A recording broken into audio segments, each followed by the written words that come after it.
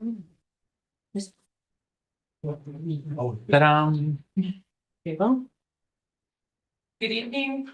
Bienvenue à notre réunion de conseil pour le 21 octobre. Welcome to the Council and Committee of the Whole meeting for October 21st, 2025. To open the meeting, I'd like to invite Councillor Nicol to read our land acknowledgement. As we meet today, I would like to take a moment to recognize the importance of the land on which we are gathered.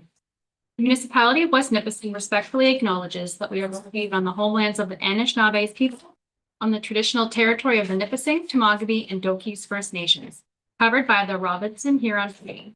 We honor and recognize their historical connection to the land and value their significant contributions in shaping and strengthening our community. We do this to reaffirm our commitment and responsibility towards reconciliation and improving our understanding of local Indigenous peoples and their cultures. Thank you very much. Item number 2, declarations of pecuniary interest. Seeing none, we do have an addendum for this evening. It is moved by Councillor Gagne and seconded by Councillor Pellerin. Be it resolved that the addendum for the Council and Committee of the Whole meeting held on October the 21st, 2025 be adopted as presented. Thank you. That was emailed earlier today and paper copies on your desk. Questions or comments? All in favor? Carried. It is moved by Councillor Pellerin and seconded by Councillor Gagne. Be it resolved that the agenda for the Council and Committee of the Whole meeting held on October the 21st, 2025 be adopted as presented. Questions or comments?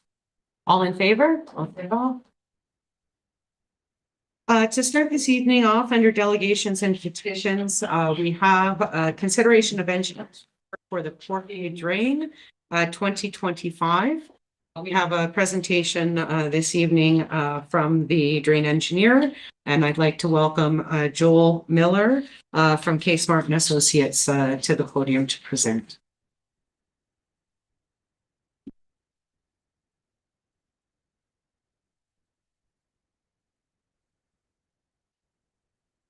Good evening, everyone. Thank you, Madam Mayor and Council, for this opportunity to present a quick summary of the report that I wrote for the Portage Drain. And I see a number of familiar faces behind me as well, landowners from the watershed that we've been in conversation with over a number of years. So I'll try to keep my remarks as focused as possible, and if it feels like I'm dragging along, just do this and I'll speed up. This is a system that was first initiated in 1970. So now here we are writing another report for it. So we can just scroll through the slide to the next one then, Melanie. The outline for today is real quickly a bit of background information for everyone. In 3 slides and in a very short period of time, I'm going to try to summarize some of the key points of the Drainage Act. I understand there's been some recent information sessions related to the Drainage Act for Council, which is always helpful. And I'll speak about how the project got started, what the objectives were, finally our recommendations are, the cost estimate, next steps in the process under the Drainage Act going forward. And as I move through the presentation, I have two locations in the presentation before we get to the end, where I'm happy to entertain any questions from council or landowners, if that is a format option that's available, or we can save all the questions to the end. But in any case, I thought it might be helpful to have a few stopping points in the middle of the presentation in case folks have comments they wish to make as I move along. And then at the end of tonight, the question before council under the Drainage Act is, does the drainage engineer's report that you have in front of you, given what the objectives were for the project, the petition that was submitted, is this report barking up the right tree? Did I, so to speak, achieve the objectives that the petitioner has from a drainage standpoint, and has it been done within the process of the Drainage Act? So that's the question mark for you. And if that's the decision you arrive at, then a bylaw to give this report 2 readings adopted as a provisional bylaw would occur tonight. So next slide. That's today. Not today is an extended discussion about assessments. So I recognize that costs and assessments are an integral part of the Drainage Act. It's also of keen interest to all the landowners. It's a user pay system. However, tonight is not the venue under the Drainage Act to talk about those at length. That would happen about a month from now at a separate venue called the Court of Revision. So with that, we'll just launch then into a few comments related to the Drainage Act. So this has been around, a piece of legislation has been around a very long time, and it provides a process whereby there can be communal drainage systems that are built on private land and public spaces as well. Municipal drains, as they're commonly referred to when they're built under the Drainage Act, can exist in urban areas. They can be in agricultural areas. At the Drainage Engineers Conference last week in Guelph, someone spoke about an intentional creation of a constructed wetland through the Drainage Act. So there's a wide range of applicability for the Drainage Act. It's a public process and it's catchment based. So the folks that have land whose water slopes to where the drain is are those who are involved financially in covering the cost, and that's called assessments. Next slide. These are just a few pictures of the wide range of Drainage Act projects, even a storm sewer down a municipal right-of-way in a village could be considered a Drainage Act project. Next slide.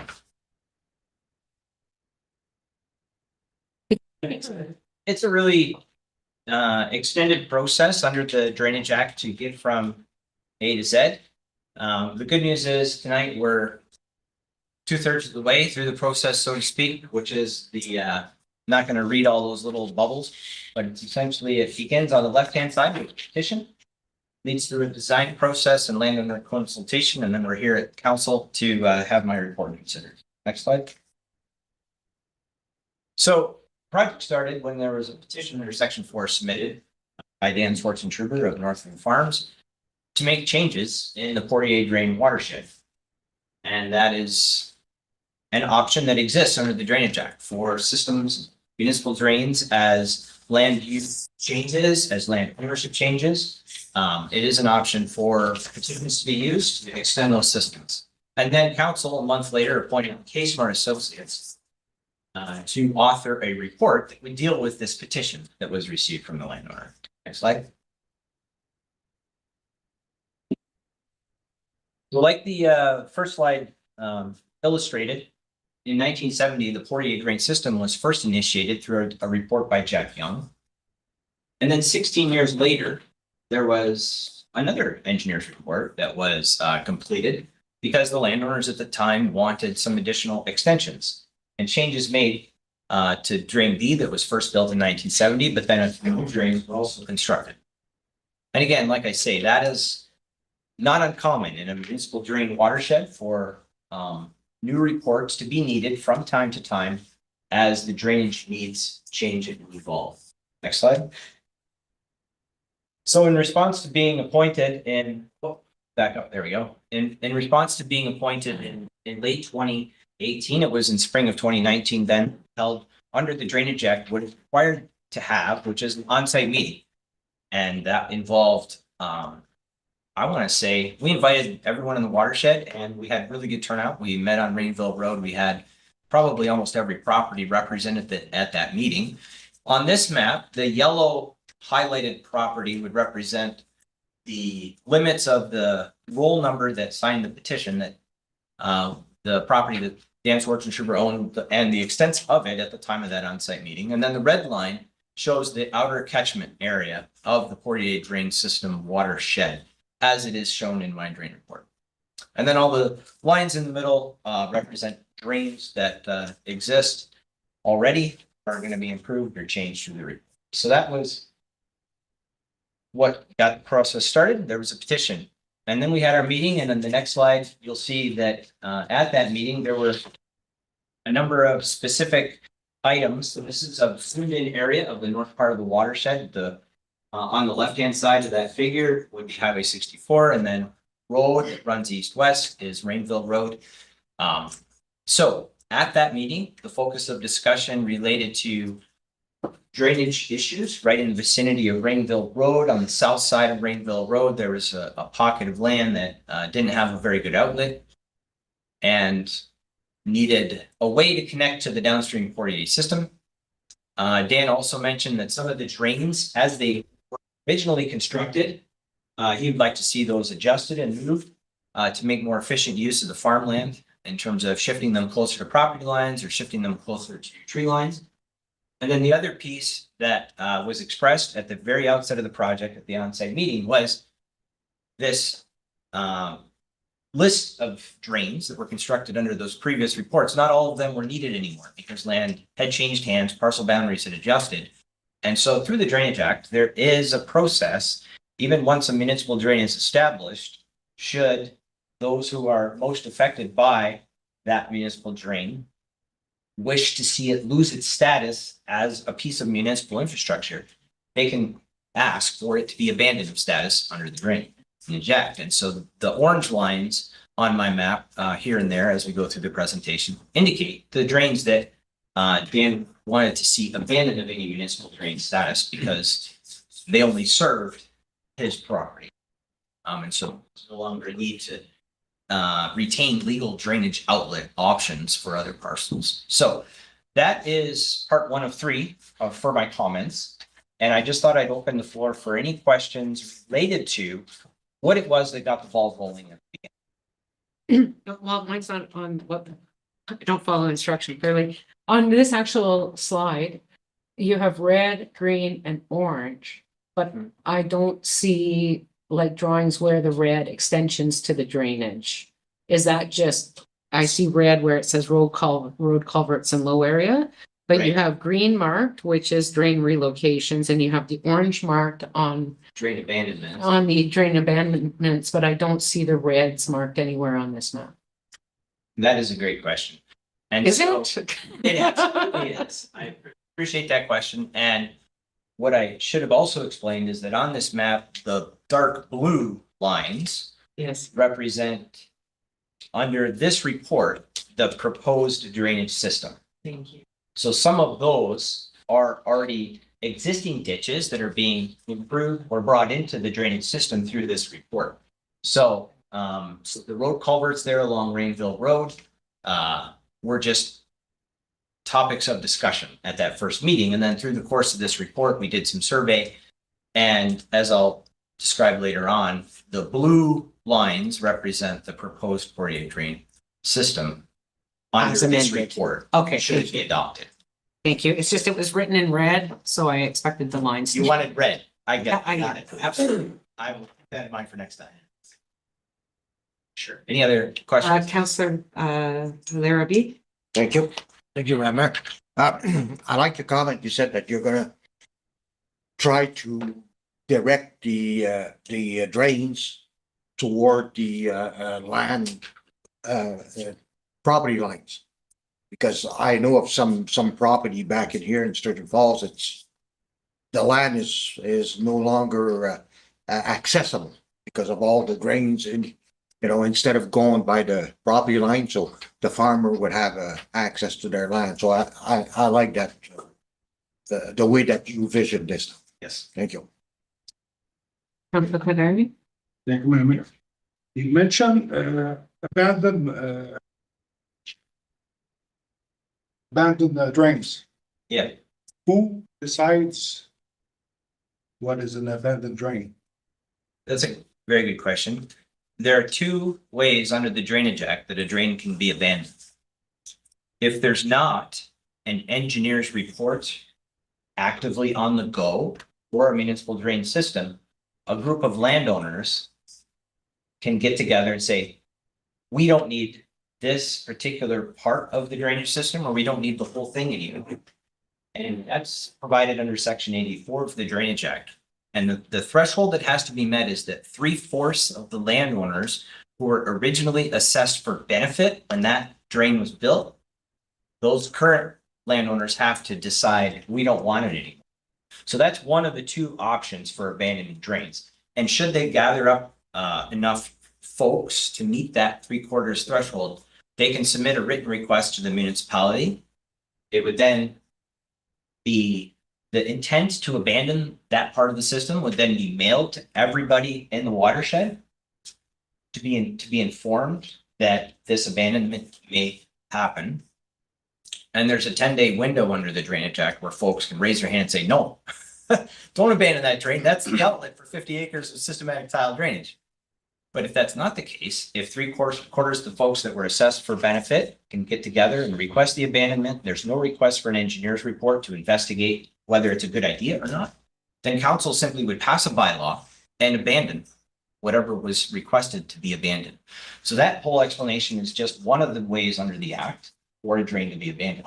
The other way is in section 19, and that's what we're doing here, where in section 19 it says an engineer in their report, in the course of preparing a new report for a system, it may come about that stuff that was previously constructed isn't needed anymore. It's redundant. And then section 19 allows the engineer to identify those drains and say they're not needed. And since we're in the process of this public setting where the report's being considered and everyone in the watershed has options to appeal and raise their hand and say, I don't know that that's such a great idea.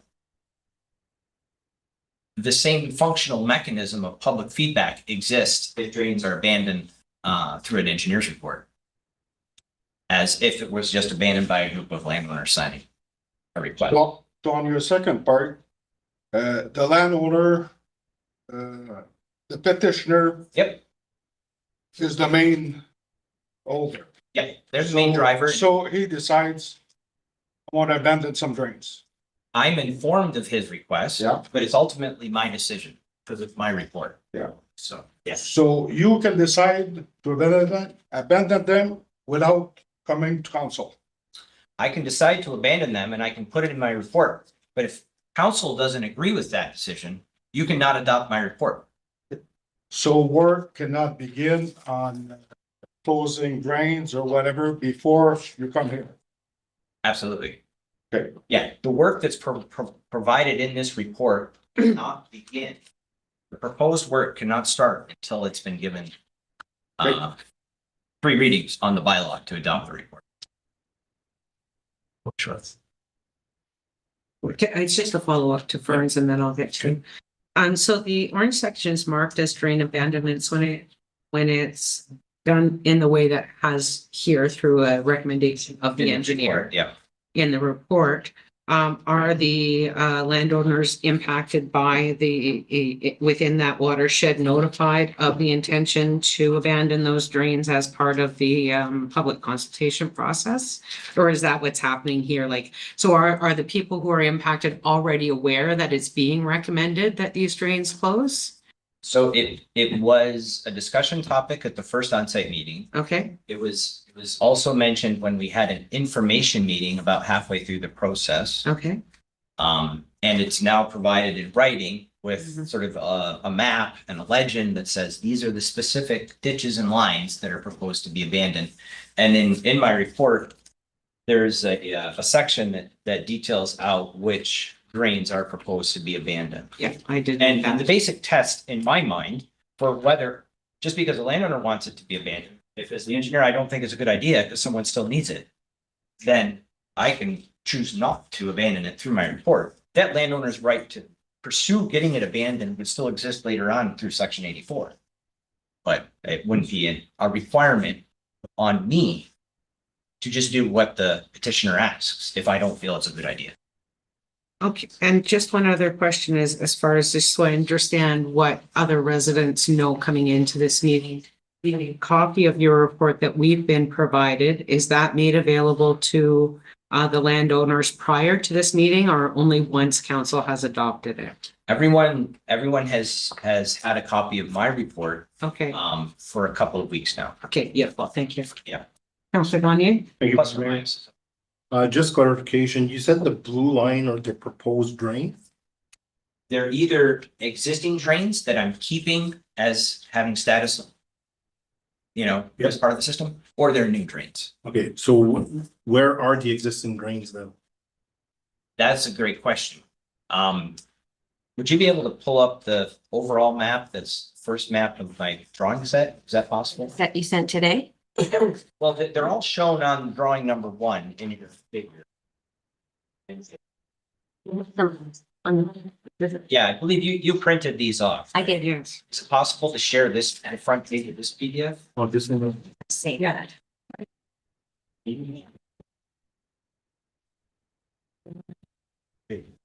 I went too far. Okay. It's also it's on my cover slide too. Like I have an overall view of the entire system on my cover slide. The dotted lines are the existing drains? Yes, those are existing drains. Okay, And if they are dotted with the symbol, those are also proposed to be abandoned because their function is no longer needed through the recommendations of this report. Because they only serve one roll number. So that particular property owner can achieve any of their drainage objectives because it's only their own water that they're dealing with. It's not crossing the property line. okay. Just hard to differentiate Yes. current drains versus what you're recommended for Yeah. the new drain from the blue lines, but that's okay. No, that's an excellent point, and I appreciate that comment. So the Thank you. thick black, I'm sorry, the thick black line on the outside of this is the boundary of the watershed. Exactly. Okay, the dash dot lines are the abandoned drains which sit entirely within the applicant's property. That's correct. And the blue drains are what the new drain system will look like, and that could be a combination of existing drain or slightly relocation of. It could be a combination of an existing drain to be retained, or it could be a. Okay, So, thank you. very good. Other questions? That's okay. Councillor Pabari? The rest, the blue line is the proposed new drain. The proposed system, if this report is adopted, So no work has been done on any of the blue lines. some work has been done on some of those blue lines. And I'll explain that a bit more further into my presentation as to parts of the system where there has been some work initiated by the landowner. In most cases on his own property, but not in all cases. But generally, those locations represented where the water, where the low ground was. So that was surveyed. And some of those locations are being proposed to become part of the overall system officially through this report.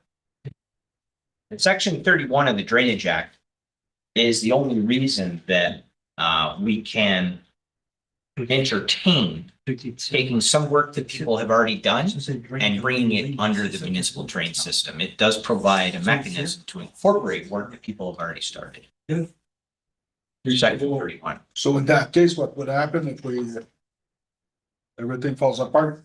What happens to the work that's been done? If everything falls apart, if this report is not adopted, any of the ditches that have been dug on a particular person's property would remain with private status.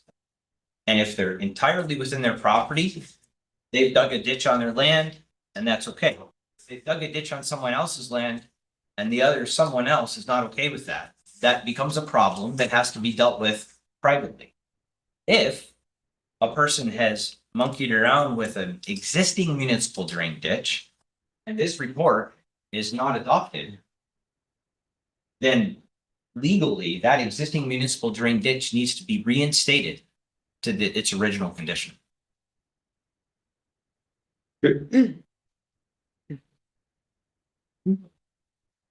Thank you. Any other questions? I can continue on then. Yes, thank you. Sorry about that. Very good discussion. I appreciate the questions. So we'll see if we can hop back into my presentation then. I think I am on slide Survey and design. 12. Just 1 second, small technical difficulty with. Okay. Just one question, Madam Mayor. Somebody in the audience wanted to ask a question. Right now? I saw a hand up. Oh, I'm sorry, I didn't see that, so, is there, I don't know if it's.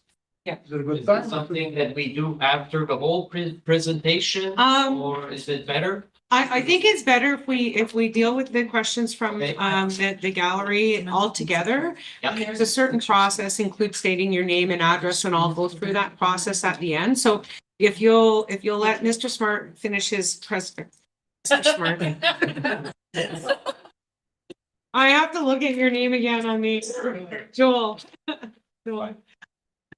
Miller, thank you, Mr. Smart. And then we'll open the floor and there'll probably still be some questions from us as well, and we'll take turns. And please, if I don't see you, make yourselves obvious because I'm not ignoring you. There's just a lot of people in heads, so please do make it obvious if you do wish to speak at that time. Okay, so we'll proceed with the presentation at this point. Okay. And it doesn't bother me to be referred to as Mr. Smart. And smart, yeah, no one will ever fill his shoes. So we can continue to the next slide, the next one where there's just a really simplified attempt to sort of illustrate sort of the 3 red boxes show milestone kind of events in the process so far. So we had that first on-site meeting. And then the middle milestone event is that information meeting that I referred to that happened in 2022. And here we are in the fall of 2025 with the report being filed in September and considered by council now. And the intent of this slide is not to really go into all of the details of what was investigated and when it was investigated, but I wanted to illustrate that from when we had the on-site meeting, and then as KSmart worked through our standard design process to survey, to collect survey data out in the field to figure out where the land is and what's going to make sense from an engineering standpoint. In conversation with Dan Schwarzenegger, there was an evolution, if you will, of sort of his own thinking, if I can say it that way, about how he wanted to drain the land and how I came to understand what his desires were. And so it was a dynamic process, I guess is what I would say, in terms of that evolution of the design process. There were a lot of touch points where we needed to do extra survey. And this is all in my report. There's nothing on the slide that's not in my report. Section 6 talks about all the initial design development. And then after we had the information meeting, there was some additional discussion, especially related to Drain E. And that's detailed in my report there in section 8, related to the upstream portion of Drain E. They need to do some clean out work, replace a lane culvert, and address the proximity of Drain E to an existing structure. And then there were also discussions with, and that would have been with Mark and 488, those discussions, and then Dan and Tracy, who live just downstream of 488 Road at the downstream end of Drain A. There were further consultations that I had with them related to, since they're at the bottom end, that's where the water comes. Wanted to make sure what we were recommending worked with their intentions for their property. So there were some initial consultations, an evolution of the scheme that the petitioner was interested in, and then some a second round of consultations after that information meeting.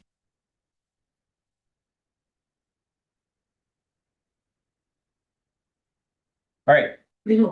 I'm just going to start at the downstream end and work my way upstream, because that's sort of how I often, if we don't sort out what's going on at the bottom end, nothing else is going to work.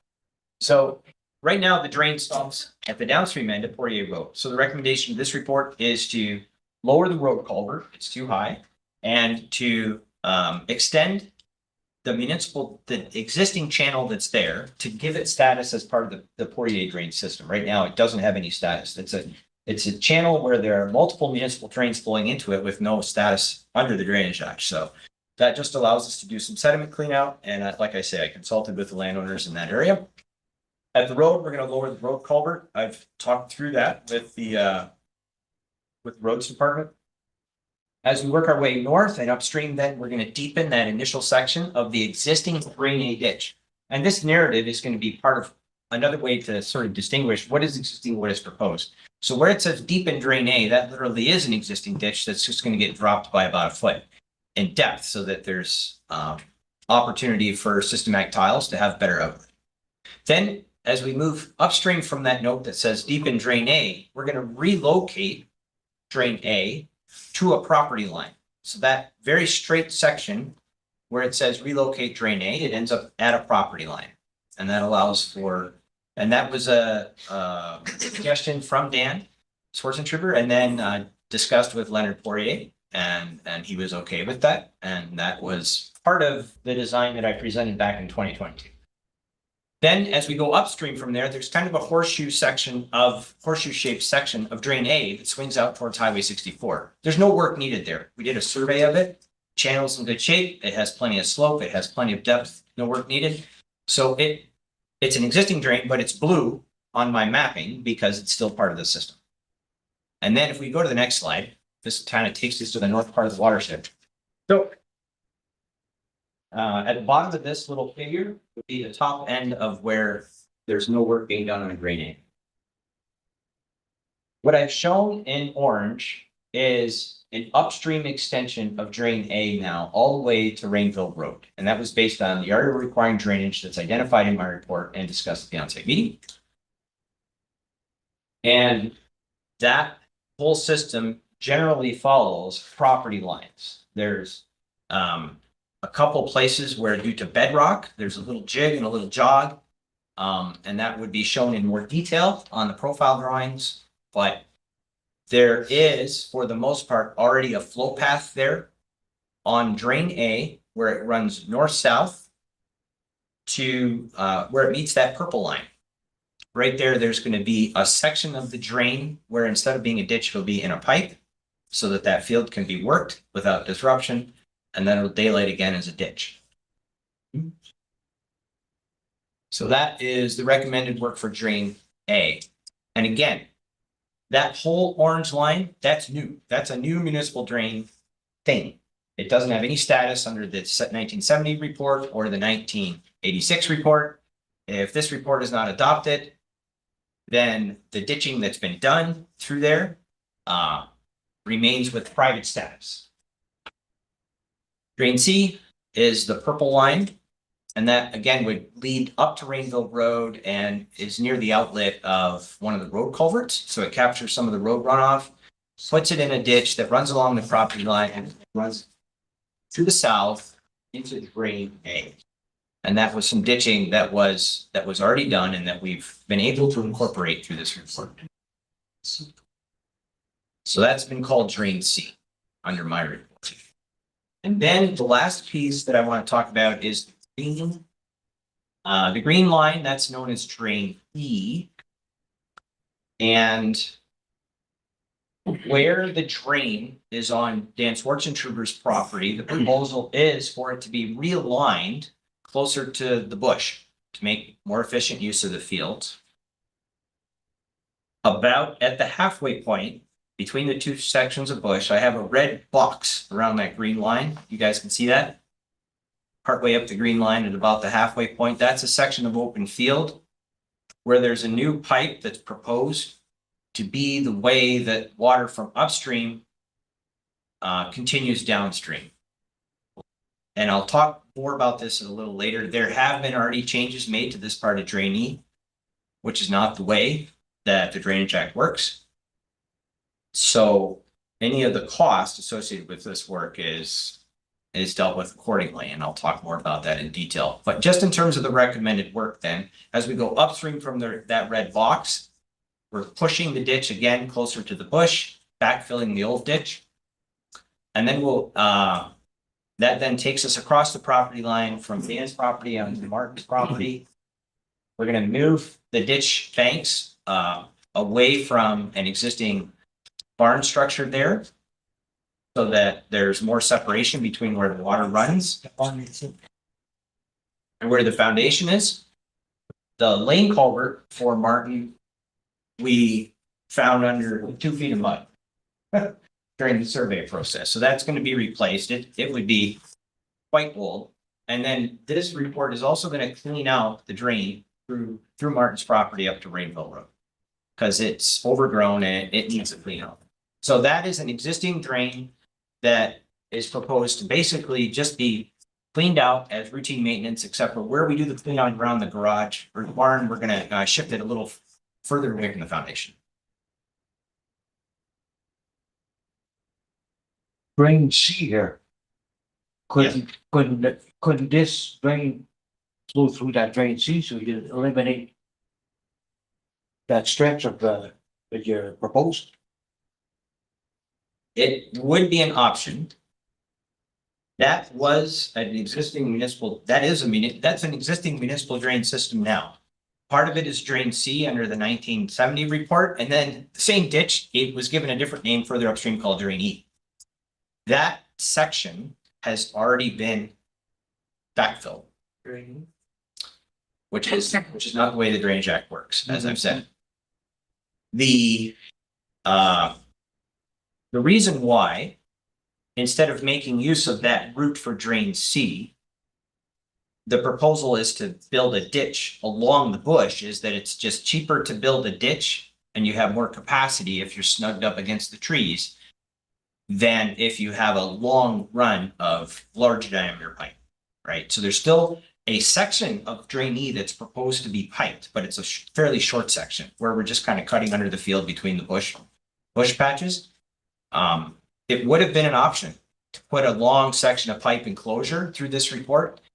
Had that section of Drain C and E not been backfilled, let's say it was still there today, we hadn't been tinkered with, I would be just sitting there with my pencil and my calculator saying, okay, the landowner wants to make more efficient use of this part of their farm. It's a pain in the rear end to have this, and I apologize for my colloquial language. It's a pain to have a ditch through the middle of the field. Yeah. So we either need to put it in a pipe or we need to push the ditch up against the bush.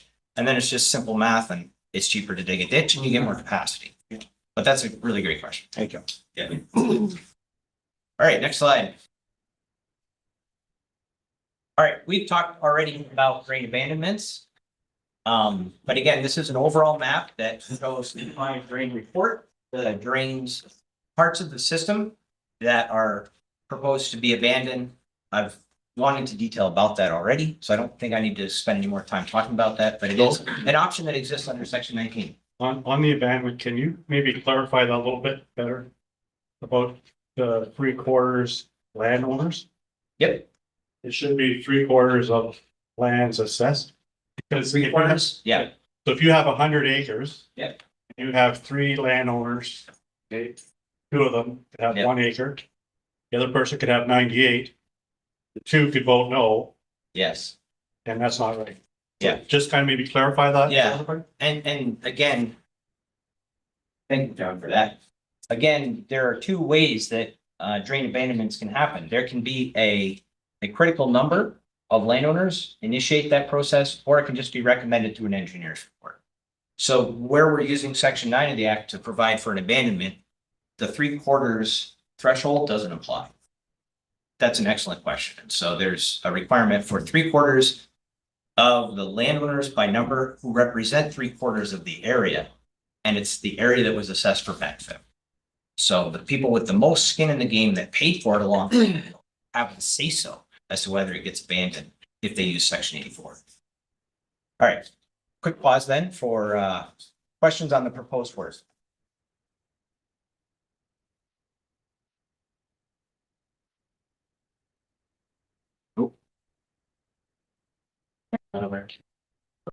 Oh, I'm sorry, Councilor Fedde. Thank you, through you, Madam Mayor. I just have a quick question. I'm just curious. Why does it take 7 years to get to this point? That is an excellent question. And I'll be frank, under the act, I'm supposed to file my report within a year of being appointed. That mark almost never happens. Provincially, there's a shortage of engineers doing work under the Drainage Act. It's an enormous network of infrastructure in our rural landscape. And there's a limited number of us writing these reports. That being said, we're not okay. At our company and other companies are not okay with the length of time it takes. In the case of this project, I did want to illustrate that there was an evolution of the scope or the sort of scheme that was envisioned as the initial survey happened. Should it have taken 7 years? Absolutely not. There's no good reason other than we're working as hard as we can. So fair question, absolutely. And we've brought in quite a few more staff, younger staff. No, thank you. Trying to rectify it. Other than, Ms. Councilor Pavary?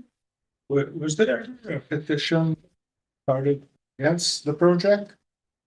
Yes, I'm aware that there was a piece of paper with a number of signatures, quite a few signatures, I believe, that circulated. And I believe it came about after that November 22nd meeting. And it is a petition in the traditional sense of a petition where folks, get together, express their view about something and sign their name on that line. Within the context of the Drainage Act, it's what we understand to be a conventional petition is different from this Section 4 petition that was signed by the original petitioner. So, yes, to answer your question, there was a petition that was circulated. I did receive a copy of that. As I moved through, since the ultimate responsibility for addressing the Section 4 petition submitted lies with me to produce a report. It lies with council to decide if I've barked up the right tree based on the Section 4 petition that was submitted. Whether or not the landowner, the circulated petition among the public I did review it. In the end, I have a duty to look at what that Section 4 petition says in terms of the drainage that's desired.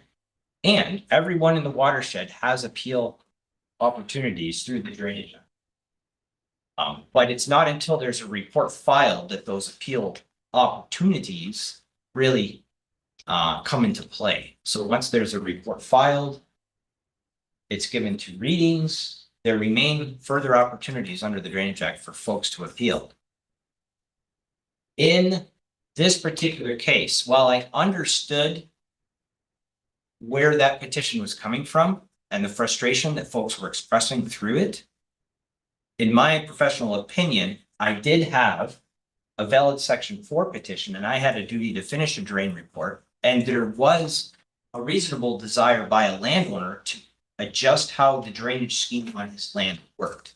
And so I felt all the critical pieces were still in place for me to author this report, because that's my duty under the Act. And it is often the case, and this may be part of the explanation of why there's a shortage of us in the province, but it is often the case that when I write a drain report, everyone in the room is equally unhappy. And if that happens, hopefully I've been fair. And I've tried to do what I'm required to under the Act. So it's one of the challenges, for sure. I'm not quite that clear about the petition that people signed way back. Yep. Do they have nothing came out of it? Is it because they didn't have the majority of the acreage? Or is just got lost in the papers, or Right. where does it go? Why did nothing happen? Why did nothing happen with it? And the reason nothing happened with it was that until there's a report in hand, because I felt, well, a group of folks felt concerns and expressed concerns about the project, Section 4 petition that initiated the project, and the investigation that I was doing justified continuing to prepare this report. And the Act is written in such a way that even where there's a legitimate need for a drainage scheme to be altered and a valid petition is approved, there is a process to be followed for that. So just Can I ask some questions just to clarify? So when council first heard this in 2018? Well, 2018 was when the first petition was submitted. The petition was submitted, then it comes to council to appoint the agent and say that this, Valid petition. this is a valid petition. under section 4, and we are appointing. So that goes under council approval. Once that is done, which would have been in 2019 at some point, then the process is started, and it is your responsibility to carry through the process through the report. And a petition like we would get on other matters, because the Drainage Act specifies the process and the way everything happens under a really regulated way. Even if the petition is signed by a majority of landowners, it actually has no legal standing within the legislative framework of the Drainage Act. It states your displeasure, but it doesn't alter the process of the legislation as it's written by the province. Is that a fair? Yep. Way? So, it lets them know, hey, some people aren't happy, but it really doesn't have, there is no way for that petition to have an impact on the process, because the province lays out how the entire thing goes from start to finish. So that's a fair, Yeah. It had no legal standing within this particular process at that time. but now that the report is filed, then there is an official appeal process that can be undertaken by landowners that allows them to be heard. Yeah. Other questions or comments? Okay, we'll continue We'll on. wrap up then. Part 3 is free. Thanks for these questions. So a summary of the cost, there's a detailed cost estimate in the report. All the proposed work and the other costs. This is around the $300,000 job, and that's estimated. And based on the assessment schedules that are in my report, should the report be adopted, should it be given 3 readings, and should it eventually be constructed, the estimated amounts in my report will be a little different from those actual amounts at the end of the day. But the same proportions for assessments would be applied to whatever those actual amounts are at the end. You can just go to the next slide. One of the, and again, this is kind of Drainage Act background, but I'm required to assess the costs. And it's based on a couple of factors. I will spend more time talking about the assessment aspect of this project at the Court of Revision. But there would be benefit assessments, there's outlet assessments based on runoff. And when there's a road, the extra cost to deal with a road crossing is assessed to the road. And I think that's all I'll say on that slide.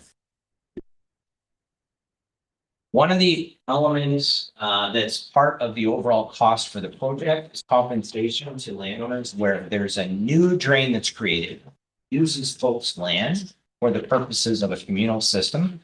There's a compensation for right-of-way allowances under section 29. There's compensation built into the report that recognizes where these systems are built on farmland. There's some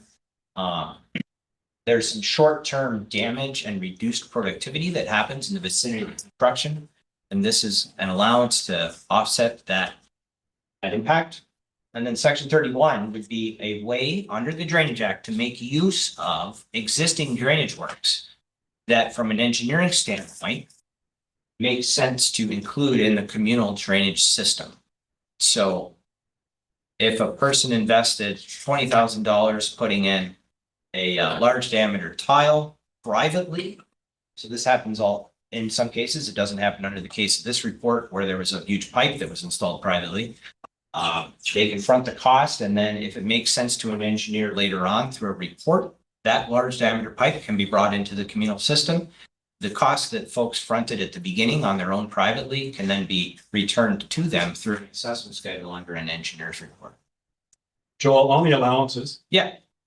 Can you maybe tell everybody how you come up with the allowances? Is it predefined, Yeah, or is it yeah. because you like John Noel better than Frankie over here or whatever? Yeah, so I guess what I can say is there's a detailed section in my report related to allowance amounts. And when it comes to right of way, There's a particular dollars per hectare that's used. It's a dollar value that is a customary value, or it's adjusted based on where we are in the province, but it is a value that drainage, and it's in line with what other drainage engineers use, and it's in line with rates that I have used in my other reports. It does not generally represent full market value for the property because we're only buying the right to use it. We're not actually buying the property, right? So there's a bit of discretion there that's afforded to the engineer in setting that rate. Crop damages are a very straightforward function of statistics that OMAF publishes in terms of crop value and what we understand to be the sort of bounce back period for land after there's been a construction project. And then for use of the section 31 to use existing drainage works, that's where if a landowner has an invoice from a tile contractor for what they paid up front to put something in that we make use of, then that invoice becomes oftentimes what sets the value. But it's always weighed through my own professional judgment, whether that's a reasonable cost to incorporate in a communal system, and ask other folks to share in the cost of it. If it's way above what we're seeing market wise, then those section 31 allowances are set based on what we see and what it typically would cost to build this stuff. So that's a few comments on allowances. So there are processes, there are calculations, and that information is in the report. Related to grant, so quite a few of the properties in the area have farm tax class status, and there's a grant process where the assessments that are shown in the report for farm properties can be 2/3 of that assessment can be paid by the province. So that's a fairly high dollar value for grant. And then finally, I want to speak to the bottom right-hand corner of my little graphic related to Drain E, which we have discussed already tonight, so we won't belabor this. But I want to be clear that because what went on in this area is not the way drains are supposed to be treated. So there's no grant. Any of the work that's associated with rectifying this portion of the drainage system, there's no grant being requested from the province for the cost associated with what's in that little red section. And there's no compensation back to the landowner for any upfront work that was done that we can make use of. And the costs to deal with that section of the work is entirely assessed to the petitioner. So I wanted to just mention that aspect of how the cost assessments have been calculated in the report due to our earlier conversation about this part of the system. Next slide. So at a high level, on Schedule C of the drain report, the petitioner's on the hook for, grant. So I said it was about a $300,000 job, but by the time you take off grant and you take off the allowances, we're left with about 150 grand of assessments, net assessments that paid by different parties. So the petitioner's net assessment is estimated at close to 80 grand. Other landowners altogether are a shade under 10. MTO is around 5, and the municipality, because we have to do work at 48 Road, the municipality is responsible for that. That under the Drainage Act just gets assessed to the municipality to work there at 48 Road. And then the other way that the municipality's financial participation is coming into play is because the drainage system is now getting extended all the way up to the south road ditch on 48 Road. There's a legal outlet being provided through the system for some road culverts that historically haven't had that. They've just dumped water on private land. And so there's benefit assessment, and that's something we talk more about at the quarter revision. But that does help explain where the municipality's share of the cost comes from. And the other thing I'll mention, at the very beginning of my presentation, I talked about how it was first established in 1970. And then 16 years later, there was another petition to rejig the system and make changes. And in that 1986 report that was triggered by petitions to revise the system built 16 years earlier, the folks who petitioned for that separate report, among the landowners, they chipped in proportionally a comparable amount to what's being asked of the petitioner today. Okay, so relative to the other landowners, those petitioners in 1986 fronted high percentage of the cost for that 1986. And as I work through the assessments, I'm ending up at a comparable percentage. What happened in 1986? So let's continue to roll.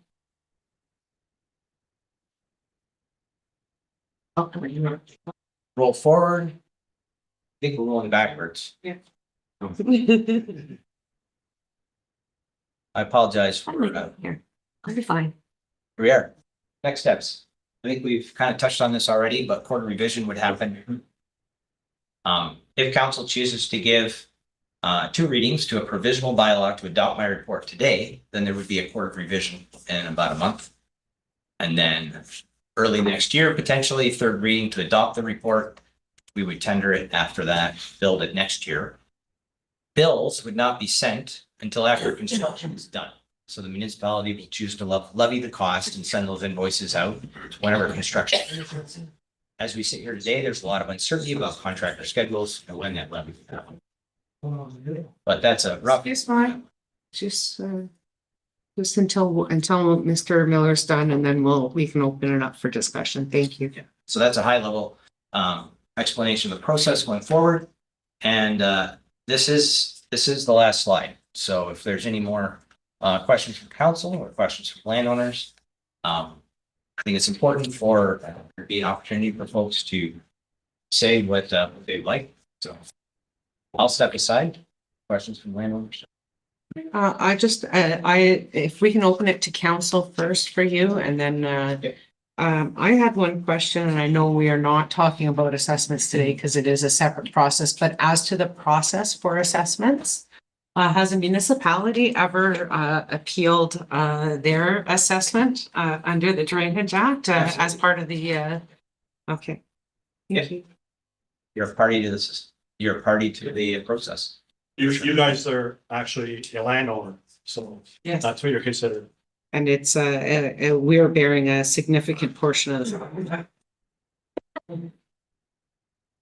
Yep. Other questions just on the last couple of slides before we open it to public? Thank you, Councilor Pennery. When you're talking about assessed properties, is it the same price per acre for everyone? Yes, the assessment? That is a very good question. And everyone within the watershed, depending on where you are in the watershed, there can be, all properties are treated the same in terms of their runoff. They're either, if it's a field here or a field there, a field at the top end, a field at the bottom end, we compute outlet assessment based on the same runoff factors. We would compute a different runoff factor for a wooded area, for example, where more of the water is absorbed and there's less runoff. But when you look at those, in the assessment schedules, there's hectares that are shown, and then there is the dollar values that people are assessed. Those may not be the same. It may not be the same dollars per hectare if a person has been assessed some benefit assessment, which is a separate aspect of the assessment calculation. So the requirement is to treat everyone fair in a way that can be justified. But there may not be the exact same dollars per hectare rate applied depending on where a property is in the watershed or how close they are to the system and how much they benefit. That can have an impact. Okay, because I'm looking at this chart. Which, what does it say at the top of that page? Schedule A or C or? Schedule of assessment for construction, Schedule A. Yeah, okay. Okay, you've got, for example, Mr. Poirier. Okay. He's got 3.2 acres. Assessed Okay. at 3,300. This, we're not talking about specific assessments today because that is a separate part of the process. Under the actual, sorry. Revision. Quarter revision. And so the purpose of today's meeting is to talk about the technical aspects of the drain as far as, whether the design meets the specifications, but the Court of Revision separately deals with the matters regarding assessment. So there's not, it's two separate parts of the process. And so 30 days from a week from now or so, there will be the Court of Revision, and that will be where all the property owners can address the specific questions about the assessments, benefit, this, that, the other thing. It's just, it's two separate parts of the legislative process. Okay, well, technically you shouldn't put the numbers up. See, if we can't do anything about it. If I could just make one 5-second comment in Mhm. response to your question. And that is, it will be more explained in detail at the Court of Revision, but where a property is situated at the upstream end of the system and their water uses a really long length of the system to the outlet, there could be 1 acre property at the top end who relies on a much longer portion of the system that would have a higher assessment compared to a 1 acre property right down near the outlet. So 1 acre down near the outlet, you only use 50 meters of drain. 1 acre near the top end, maybe you use 5 kilometers. And that difference is built into the assessment methodology that's established that all drainage engineers use, have been using for a number of years, number of decades, called the Todgen method. So that would be something I'd love to talk with you more about at the Court of Revision or, anytime. But there can be a difference between similarly sized parcel that's situated in different parts of the watershed based on. But we really should probably put a pause on the assessment conversation. Just because. Absolutely, because there is. There is a whole nother part of the I process agree. that's dedicated I to agree. that. Okay, I agree. okay. Other questions from councillors before we open up the floor? Okay, I'll just give a couple of words of kind of direction. So as I just identified with Councillor Petarang, today's meeting, we're talking about the technical aspects of the drain. So the design, what's being rerouted, what's being closed, and whether or not that will have impact. But the impact is the Court of Revision, which is a separate part of the drainage process, is meant to deal specifically with questions regarding the assessment. So the information that's in that report that will identify the assessment amounts for each individual property owner. Those questions, this is not the forum for those questions today. That is dealt with separately at the Committee of Adjustment. Sorry. Committee of Adjustment is my other planning board. Sorry, Court of Revision. And the Court of Revision is its own body. It's made up of 3 local residents who have a significant knowledge in drainage and who all come from the agricultural community. And they will be convened to hear the issues in regards to the assessments amounts. The notices for the Court of Revision will be sent to all impacted property owners. Madam Clerk has also indicated that she will send a notice to all members of council. So any members of council who are interested in attending to see the process through that information when it is confirmed. I'll open the floor now to members from the public. If you wish to speak, please stand, state your name and address for the record of the meeting for the minutes. And then we'll take your questions and answer them as best that we can. Okay.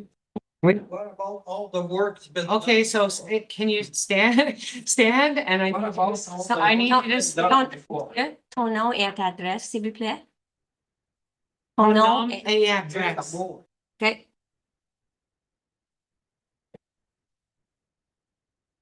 Osmond 203 Highway 64. Okay. Et tu peux parler en français et anglais, c'est beau. Welcome to- Ma question, c'est que pourquoi qu'il faut payer sur l'ouvrage qui a déjà été fait? Mr. Albert would like to know why they are paying for work that has already been done.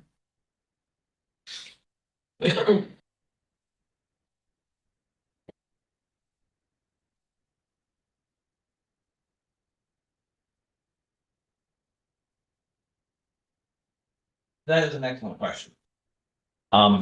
Could is a copy of my report able to be pulled up? Give me a sec.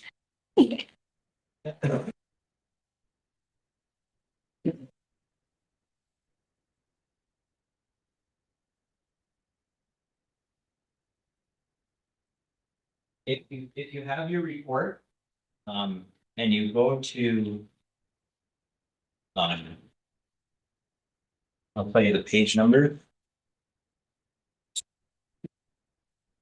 So go to page 14. Oh, you can use mine. And counselors. You yep. can have mine. I have my agenda package and I have a full copy of the report in my agenda.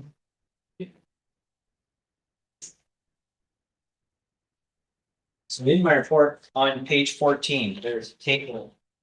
So the only way anyone would be assessed for work that's already been done is if I choose to incorporate any of the work already done through the system. And the way I do that through the act is I use section 31. And on this table, on page 14, there are two places in the system. There's two places in the system where work has already been done, and it saves the project cost by incorporating it and giving an allowance. And that's in the column that says existing drain section 31. For drain A, it's $1,200 worth of credit being given for work already done. And on drain C, there's $1,900 worth of work that's being credited as part of the overall project cost.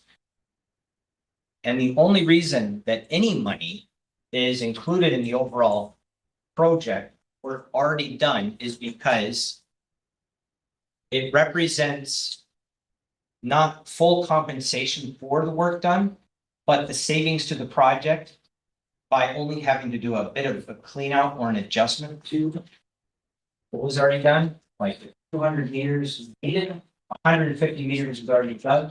We only have 50 left. Just that 50 meters left.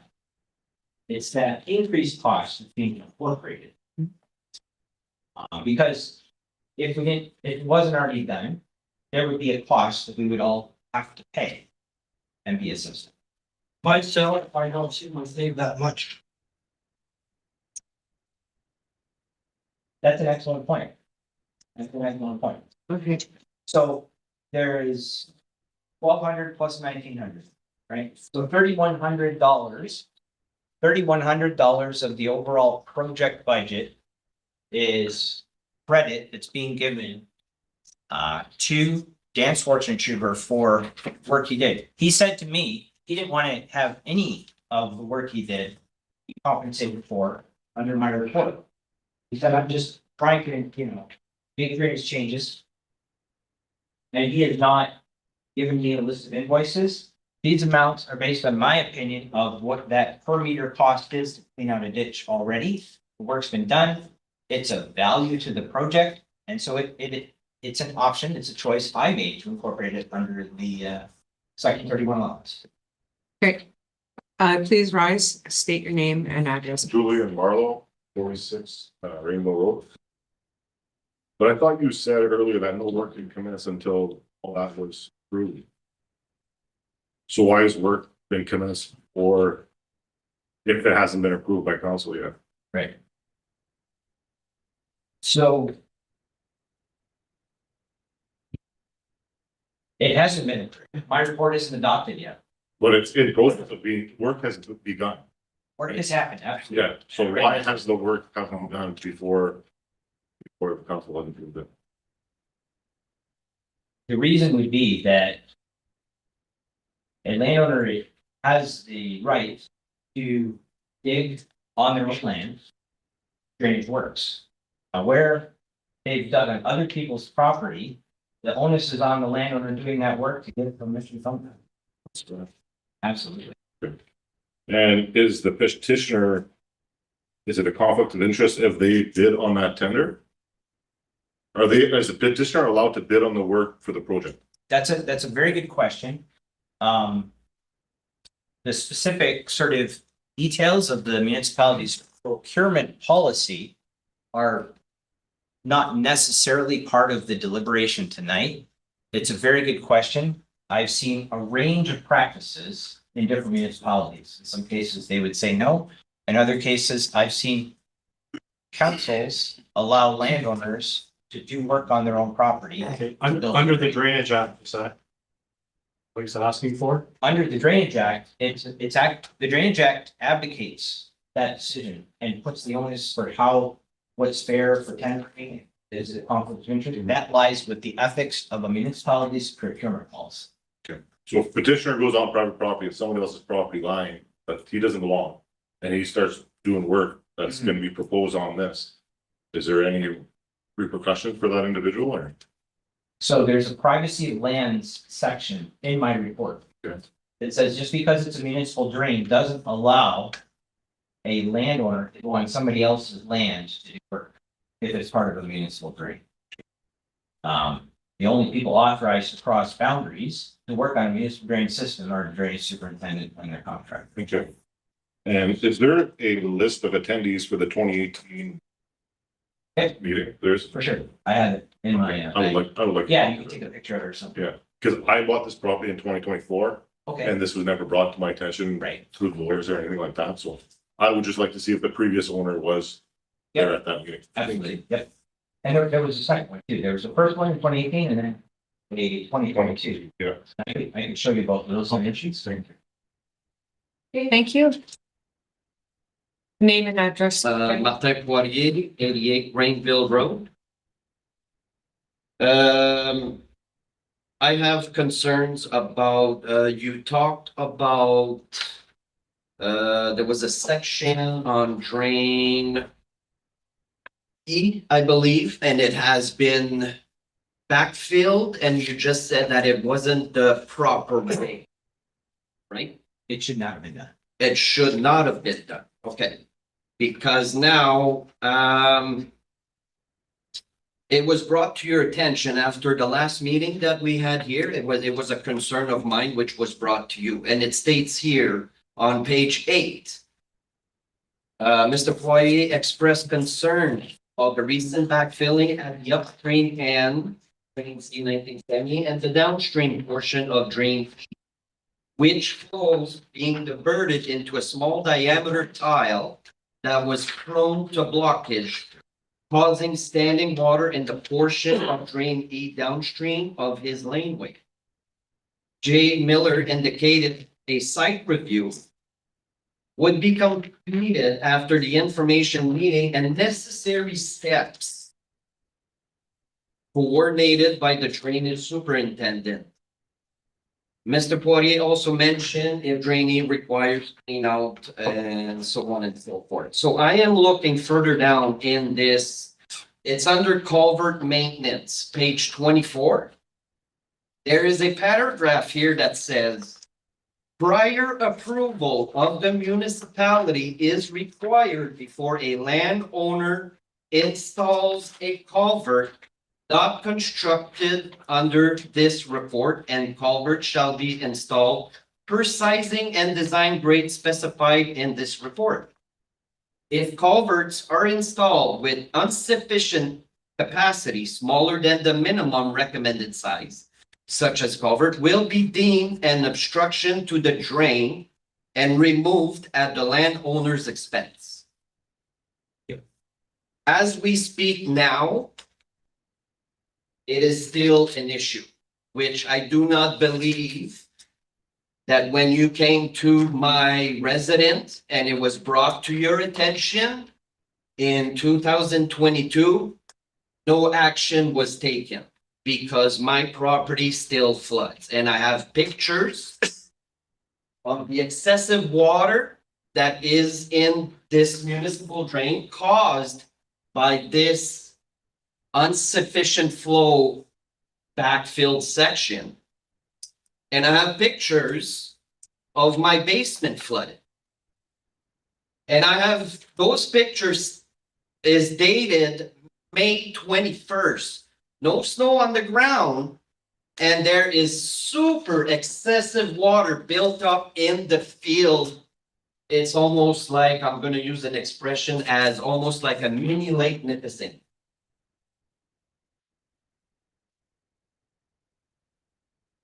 It was brought to you and I feel no action was taken.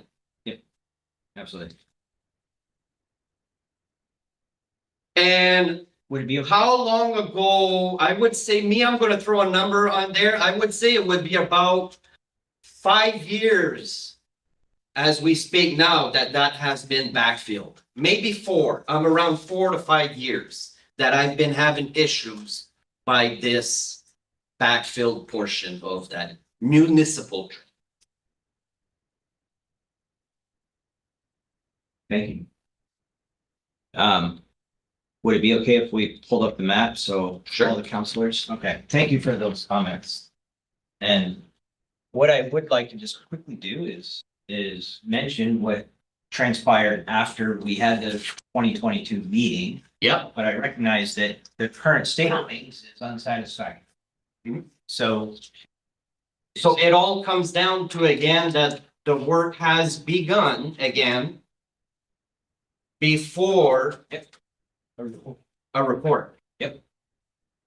are you able to pull up? I'm pulling it up again, sorry. I had closed them. I think it would be the section in the recommended work for the, Oh, in the report, not the drawings? You want the report? or my PowerPoint would be fine. If that's. Which? The PowerPoint would be. The PowerPoint? Yep.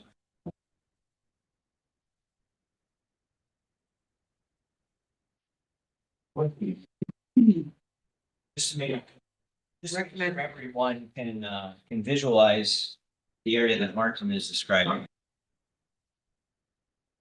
Recommended work north. Oh, sorry, it's the allowances and the grant section. My apologies. Yeah, keep going, right here. Yep, right there. So it's the section that has the red bracket around it that was backfilled. And a ditch was backfilled and a small tile, 6-inch, I believe, was installed. Near station 414, which would be the east end of my red bracket, right there. So the old ditch was backfilled and a small pipe was installed instead. And I first learned of this situation at our 2022 meeting. I went out after the meeting and we walked the site. I observed exactly what Martin described, that ditch was sitting full of water. And I had conversations with John Lindley at the time that at a minimum, we need to get that pipe working because it was prone to blockage. You're talking about the catch basin? Not Or- the catch basin. There's a Okay. catch basin. That's that Martin mentioned. There's a catch basin at near the property line where the green drain E line crosses from Dan's property and goes to the blue line that's on Martin's property. Catch basin there. And that catch basin has its own pipe that runs generally parallel to the green line and to the southwest. The issue that I saw was a ditch sitting full of water that wasn't going anywhere, full of cattails, right? Or the water was not going anywhere. And so the ask was made to get the water away, to open it up. Now, a 6-inch pipe as the destination for a full ditch is not a very good permanent solution. So, it was an issue that would have required ongoing attention, or else the ditch should have been reinstated. The last phrase you said, sorry? The ditch should have been reinstated at that time to put into effect the same drainage level of service that you had before the backflow. And I'm wondering how come, as we speak today, it is still the same and how come it hasn't happened? It has, the requirements of the act have not been enforced. Is there anything you want to chime in here, John, as superintendent, or Dan, that you would like to say related to this topic? Well, it's been no one, that's for sure. Okay, but the law of playing in drainage, municipal drainage, isn't there a law that you are not supposed to touch that whatsoever? Yes. Okay, but as we know now, it has been disturbed and touched and Yeah, there was stuff in there that was done that we were aware of. So like, as a drainage superintendent, like, especially in West Nipissing, there's a lot of drains here. Okay, so I'm now kind of sitting in the back seat now. Sean Rimiard is doing most of the drainage superintendent stuff. So for the last couple, 2-3 years, Melanie, you can kind of guide me a little bit here, but I have not been involved too much in the last few years here. Just on the outside looking in, I'll get a call from Sean Rimiard. And, you know, about some little thing, if I pick my brain or whatever. You know, basically Sean's pretty much a drainage superintendent here now. I'm a very peripheral role here now. So we were aware of this project at the time, like of your concern. It was but re- no action Well, was it was taken. relayed to the landowner. Okay, Not the drain, please. Okay, Okay. sorry, I just would like to make a brief correction here. A drainage superintendent is a statutory position appointed by council. Yes. And according to the council documents, you are the drainage supervisor, sir, or the drainage superintendent for the municipality of West Nipissing as appointed under a bylaw, correct? Yeah.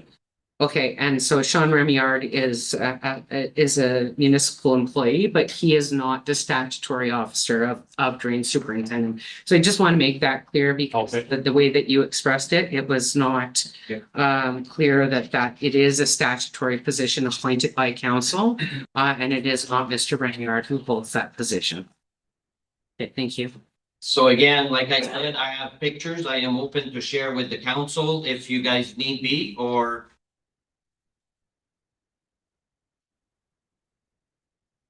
you, Okay, yeah. Sorry, Mr. Poirier, did you ever communicate with the municipality, either our Public Works Department or Mr. Remiard in regards to the issues on your property? it was discussed with Mr.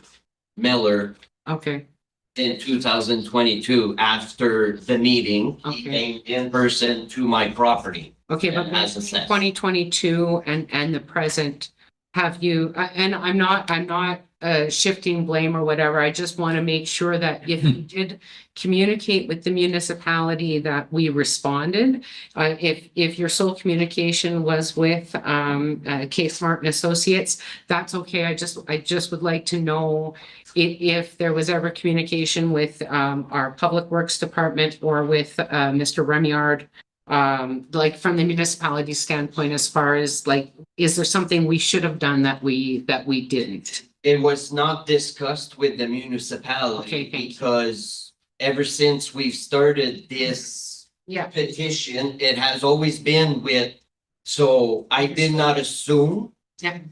that I had to deal with municipality as of K-Smart was 100% as they said.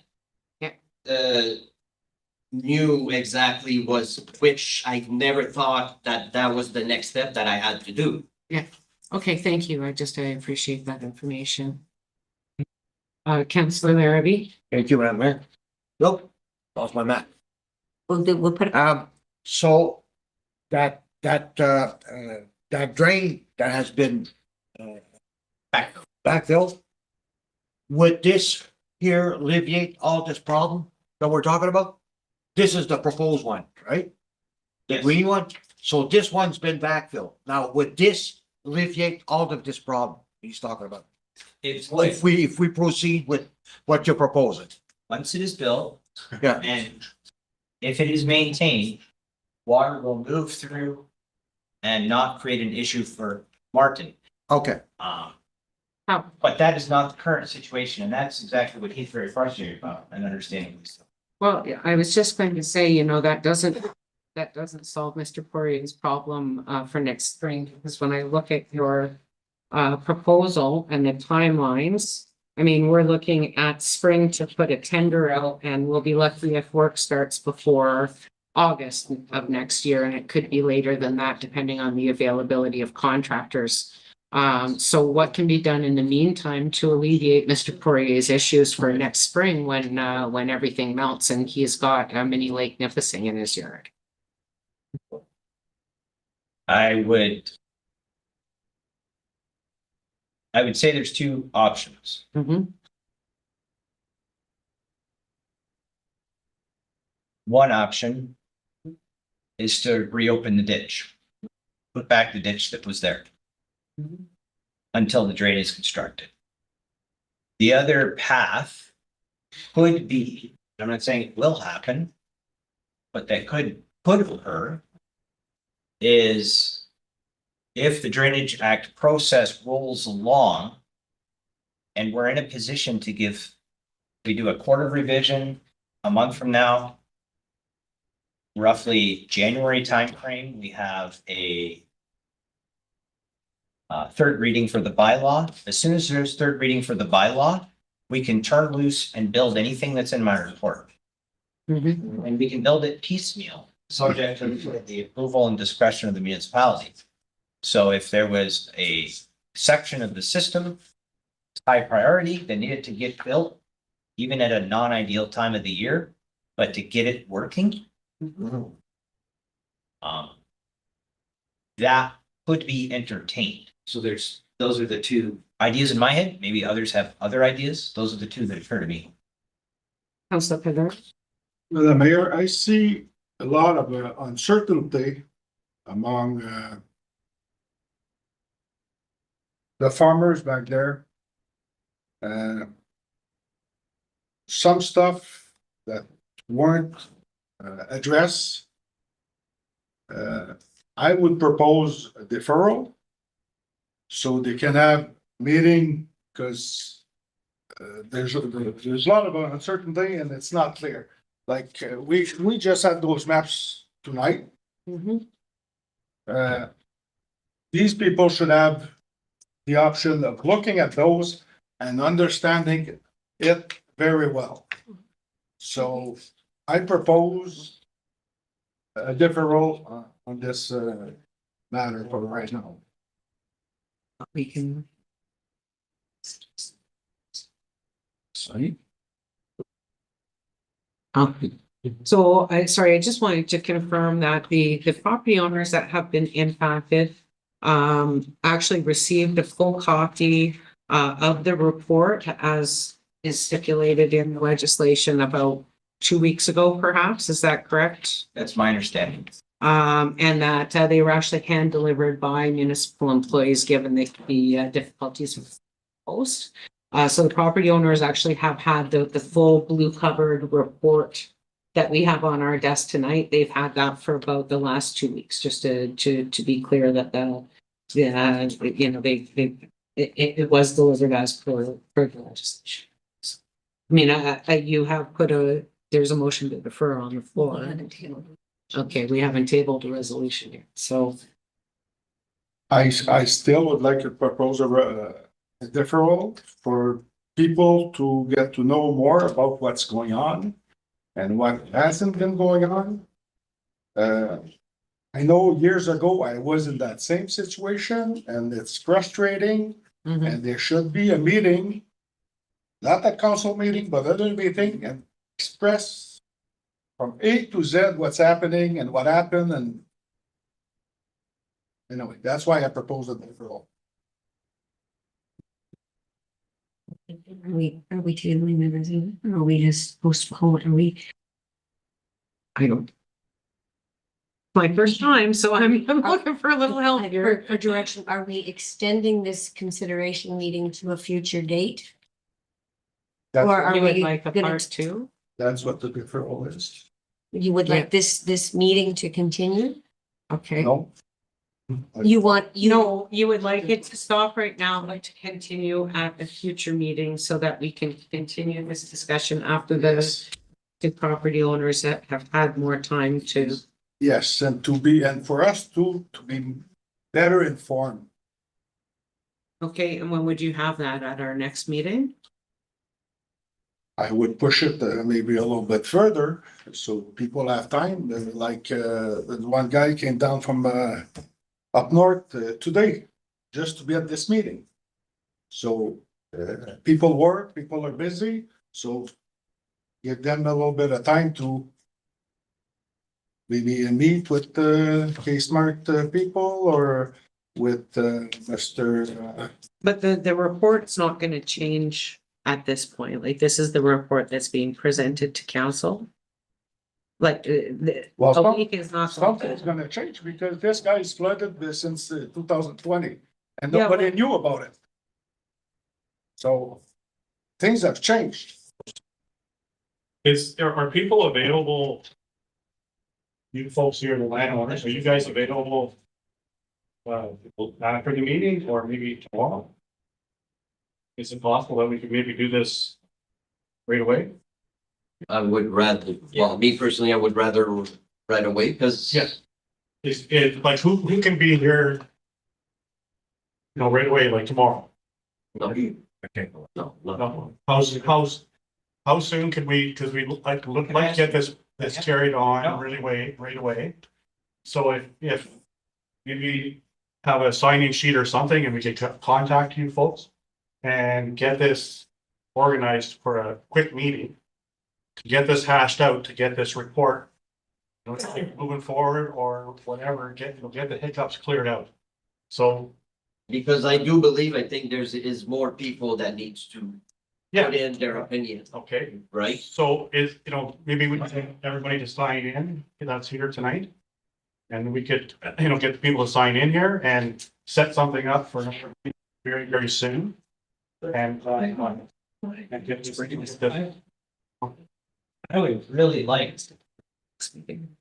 We've gone a little off script, but I would really like that. I'm looking at you, Dan. Yeah, yeah. I'm looking at you to say. You have a petition, you have a drain system you'd like to see eventually established through bylaw. You also have neighbors that aren't happy. Is there anything that can be done? John could hire a machine, reopen that ditch tomorrow. Lonnie's map is actually not that far of what it needs. So if you point out along the north bush, yeah. Yeah. Sorry, I'll just interrupt and perhaps. I don't. Yeah, so it's, yeah, the drain maintenance of the existing drain that has been filled in is not part of this report that is here tonight. And then whether it's drain maintenance to reinstate the drain or fast procurement on building the new drain in the new year is also not the technical aspects of this report. The report is still the report, right? That the drains built in this manner, and that's what's in front here. Now, that other discussion is a discussion that probably needs to happen, just Not Not right now here. in council Yeah. chambers during Yeah. council meeting. It's different things. yeah. It is two different things. So. We can find you even space just in our, it's squishy, but in our little conference room, Yeah. when we're done here, if we want to just move those that can stay and talk Or even- tonight, you know? Please, the library. I can. Yeah, because I think if everybody understands. So why, sorry, I have a proposal to make is that we continue council at this discussion at our next meeting. In the meantime, You can zoom in. we're at time for recess anyway. It's 8:05. I will call the recess. During the recess, we will open up the room downstairs. It's just the library auditorium, which should be a little bit bigger. I don't know if there's chairs in there. I hope so. And you can maybe have some of that discussion that you want to have with the property owners in regards to this. And then we can reconvene to continue consideration of the report and the associated bylaw at our next meeting of council. Does that sound like a fair way to deal with what we've got going on here? Councillor Pattern? Yeah. Okay, so, not curfew, recess. Yes. I need a mover and a seconder for recess. Councillor Larrabee, Councillor Rivard. It is moved by Councillor Larrabee and seconded by Councillor Rivard at approximately 8:07. 8:06 PM. A motion was tabled for a 10-minute recess. All those in favor? Carried.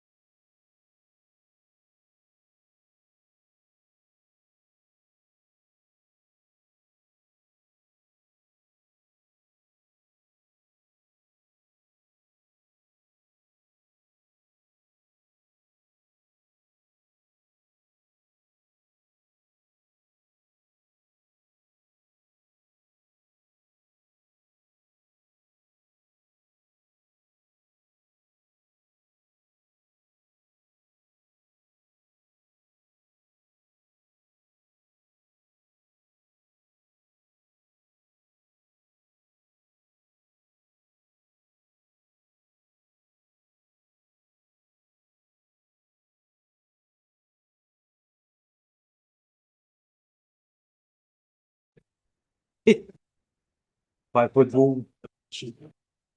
Oh, they're frozen.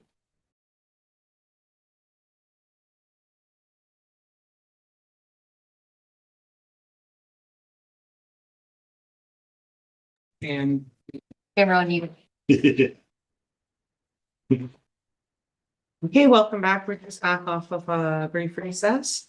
We'll move now into number 5, Committee of the Whole. We have 5.1 Planning Committee. Chair Councillor St. Louis is not with us tonight, so I will pass the floor instead to Councillor Rivard, who's offered to chair this portion of the meeting. Oh, I did. This is voluntary. Thank you, Madam Mayor.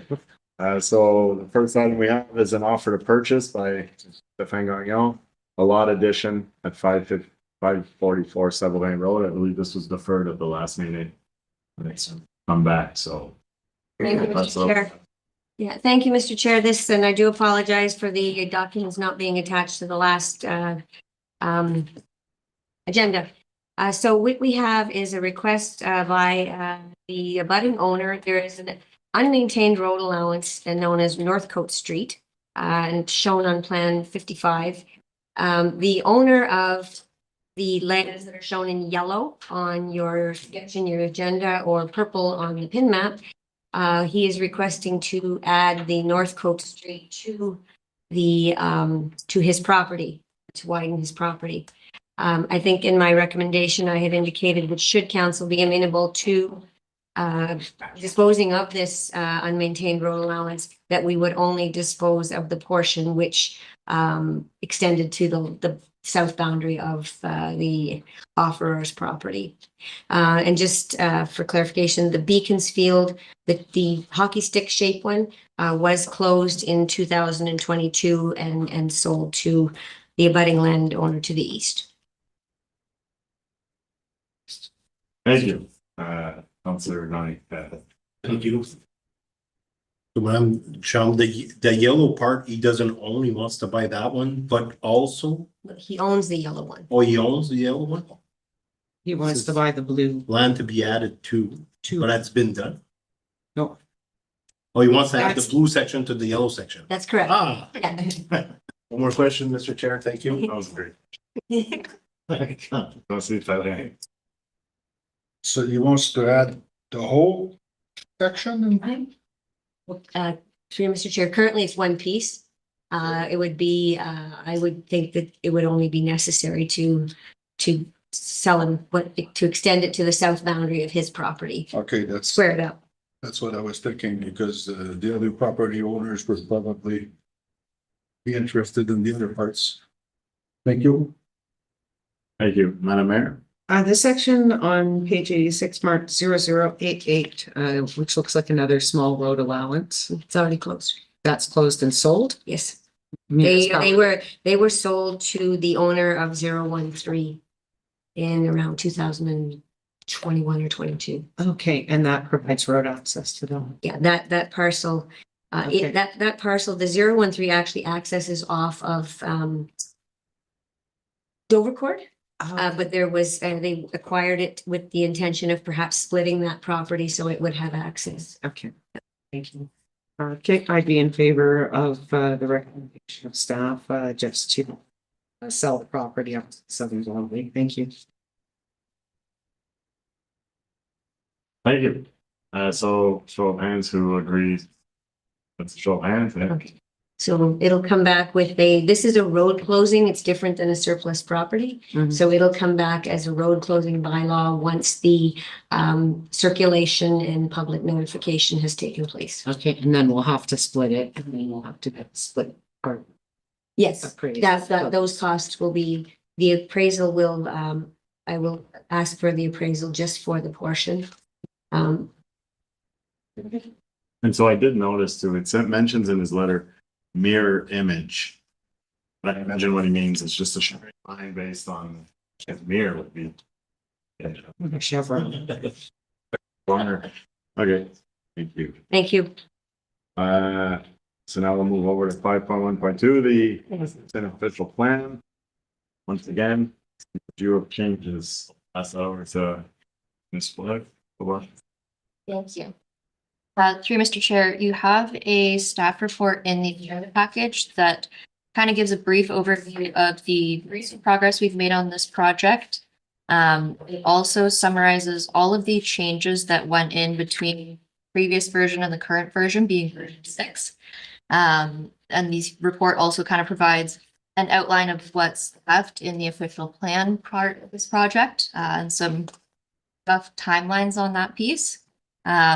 The changes that were made from version 5 to version 6, that's what came out of the special council working session that we did, I believe, back in June. And I can leave it at that if there's anyone that has any questions on certain pieces of the. Thank you. Does anyone have any questions? No, Through you, Mr. Chair, I have several. the floor is yours. Thank you. I'd like to start with the policy revisions table, and I have a couple of questions. Most of them are around private roads because I still have concerns about having such a liberal policy on the private roads without a whole lot of controls. This 2.1.1.7 and says that to do. You added or extension of existing or a new private road is permitted. Where was it? Oh, the one extension, sorry, 2.1.1.6, one extension to a private road existing or approved that has been added. How do we know how many private roads have been approved but not yet built? Through you, Mr. Chair, I would say likely maybe 2 or 3. It would just be anything that's currently draft approved through subdivision, that subdivision hasn't been finalized at this time. Private roads. This is not private roads, so it wouldn't be a subdivision, right? Sorry, so roads that were created through the subdivision. So I'm thinking, like I know the Friars have their subdivision on Mercer Lake that's got those private road with it. So then they would be eligible to do an additional extension to that private road.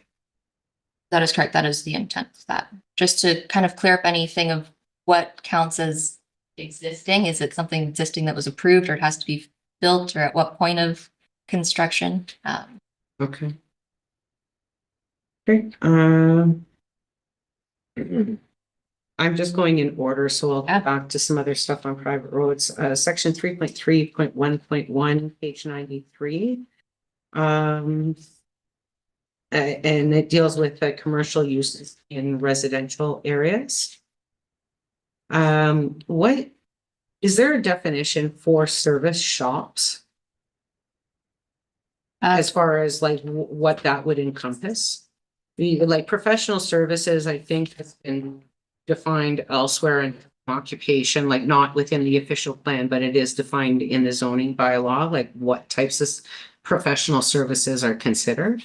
So what section? I'm sorry, page 93, section 3.3.1.1. 3. Thank you. Oh, not of the official plan. I'm looking at your amendments table. All good.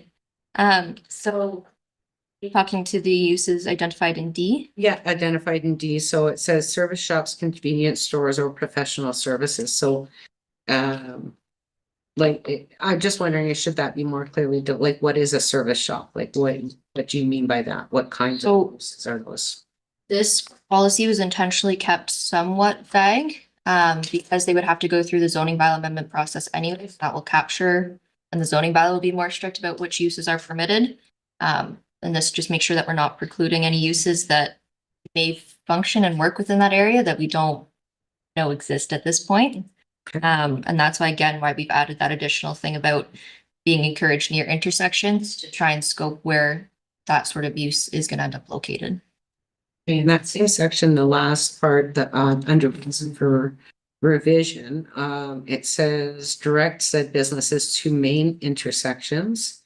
But the terminology used in the actual official plan document just says encouraged near intersections. Well, Market and Arthur is an intersection, but it's not a main intersection. And so an intersection is any place where two streets cross. And so I just wonder whether or not, if it is to direct them to main intersections, whether the wording in the actual official plan should reflect main intersections instead of in the heart of kind of highly residential areas. If that's something that council would wish, we can definitely do that. And just add that main intersections. I wasn't following it. Is anybody else lost? I think it's a good suggestion, Madam Mayor. Yeah, I just want to be clear that it should be on our main thoroughfare. Like if we're looking at doing zoning changes from residential to commercial in residential areas, that it is, you know, main thoroughfares. It's Nipissing and John, and it's not, you know, tucked back in the heart of you know, residential, the highly residential uses. Yeah. Councilor Brennan. Thank you, Mr. Chair. Where was I going? Okay, the service shops, like would the hairdresser would be considered as that? That could potentially be a use that was considered in that. That is likely something that we will flush out more when we do the zoning bylaw portion of this, to establish what would kind of be considered a community commercial use. The intent is something that would service the surrounding neighborhood, so something like that, like a convenience store. So I'm just curious, why would we encourage them to position themselves near intersections? If there's gonna be parking on the roads or stuff like this? Yes. I'm just thinking like in Vernon, there's a couple of hairdresser shops and that's on the main street or whatever. And to me, it wouldn't be a good idea to be on an intersection. You know, with more traffic, you try to get out, you can't see. I'm just curious. So this would be to encourage them to be located closer to major intersections and not right in the heart of a residential area. So you have 8 single detached houses, a convenience store kind of in the middle of a very residential area, and then 8 more houses, just to make sure we maintain that compatibility. Thank you. Maybe some more questions with a Schultz. Sorry, Mr. Chair, just, I'm going back to the Madam Mayor's point, where she wanted to add that main, I saw some nodding, but if we could get just sort of a Main consensus. intersection. Yeah. Right. So for main intersections, by show of hands, if anyone's in agreement with that. Thank you. And then for the amendment as a whole, or we just keep moving? No, we'll keep going because it'll come back. I'll skip over to private roads. Because I'm still a little uncomfortable that there doesn't seem to be any kind of restriction condition. Private roads will be allowed if it seems like a bit of a free-for-all. And I do have concerns about having, you know, a lot of new private roads created within the municipality and the complications that brings about. So I just wanted to get some clarification. What's the difference between a private road and a right-of-way? These are questions I did submit in advance, just so everybody knows, not a lot in advance, but in advance. So, Effectively, there is no difference. okay, It's just how we're referring to them. okay, Generally, when you say private road, it's kind of commonly attributed to being a road that's providing access to multiple lots in a subdivision. Where a right of way that we see most times at, say, committee of adjustment would be kind of a shared driveway providing access to a single property. or two property. Okay. And the current Oki policy on private roads is that they're only permitted with a plan of condominium. Is that correct? That is correct. New ones, yes. And what is the purpose of requiring a plan of condominium in the creation of new roads, new private roads? Through you, Mr. Chair, there was, and this is a legacy issue.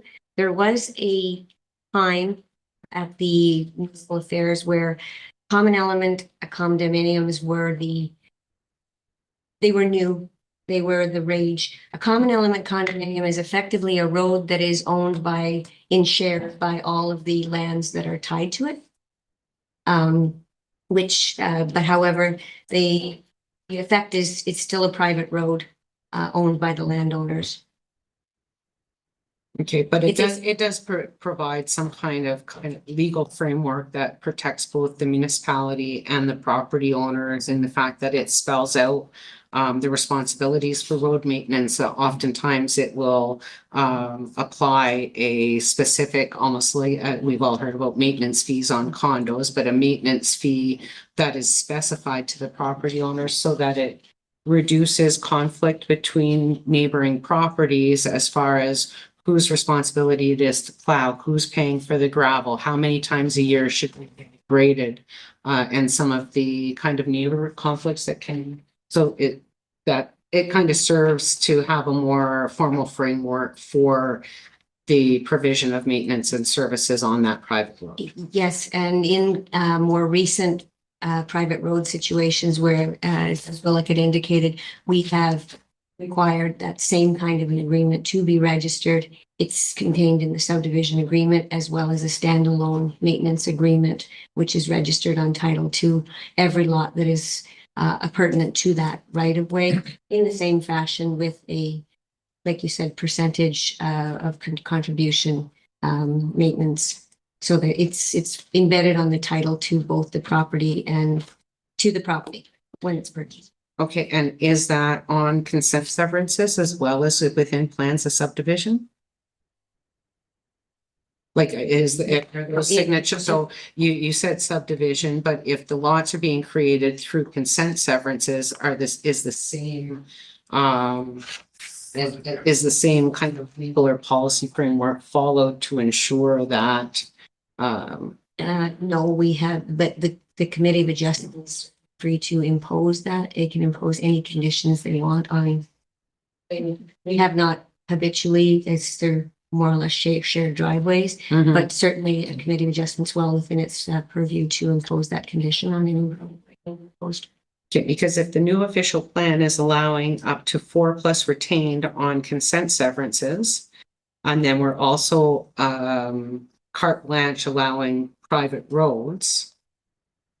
To me, I just see a potential for issues going forward, and I'm just wondering, like, what is the proposed policy framework that we're going to implement in the background to try to mitigate those issues?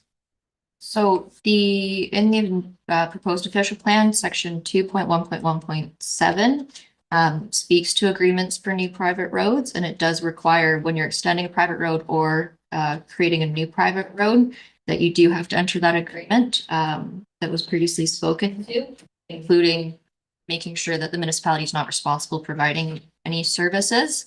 And as well, within the policies pertaining to the creation of new private roads, those may only be considered where they're acting as a secondary access or an alternative access for waterfront development.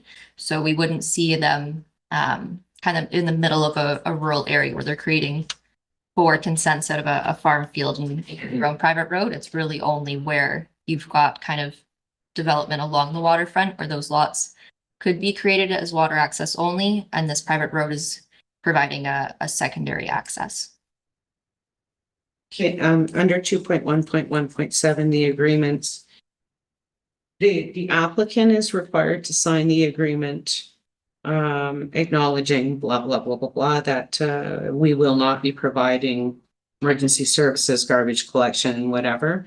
But once the new lots are created, how is the information about private roads actually communicated? And I know that each property owner who's making a transaction has a buyer beware responsibility to understand what it is they're buying. But again, it doesn't, if you now have five consent severances and a private road serving those 5 properties, the more properties you line up on a private road and expect people just to cooperate out of the goodness of their own hearts, the more room there is for misunderstanding, the more room there is for residents buying something and not really understanding the limitations of services, including the access for possible access for emergency services. And I I don't know. If you have the I answer, have a but thought.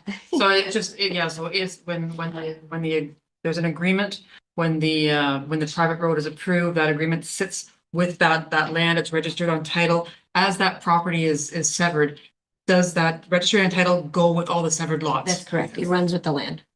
So all the severances, they will all have it on their own individual lots, but the people who then purchase it will have this big warning flag that there is this agreement on title to the property. In addition to that, any property inquiries, sorry, through you, Mr. Chair, any property owner acquiring property, if their lawyer submits a property inquiry, which most do, because they're not covered by title insurance, if they don't, we do flag on our whether or not the property is serviced by a municipal highway, a maintained road, a private road, or a right of way. That's right there on the property inquiry. Okay. But it will be on title. Absolutely. Thank you, Councilor Raval. I believe we went through this last meeting, and I'm going to repeat myself. I've been on a private road. Our private road has been in existence since 1965. We never had an argument. We've got probably 13 houses. Most of them are year round. I don't see a problem with that whatsoever. It even, to me, it even saved the municipality some money. You don't even have to grade the road or put gravel. So it's unfortunate that maybe you're thinking of our neighbors that on Saint Jean Street had those problems, but that's rare, because I know my friends in the audience, they do live on a private road, and it's been a private road forever. So I don't see a problem with that at all. Thank you for the insight. Yeah, I just want to make sure that we're not creating problems that we're going to be dealing with, for the next 10, 15, 20 years. Especially when there's no, it doesn't seem that there's any differentiation, that private roads are as acceptable as public roads and Through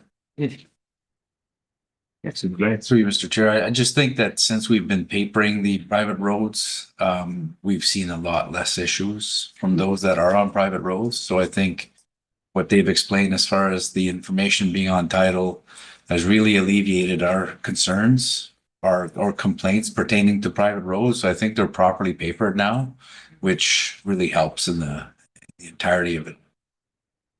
Just a couple more. When private roads are created, is there a standard by which they need to be built? Thank you, Mr. Chair.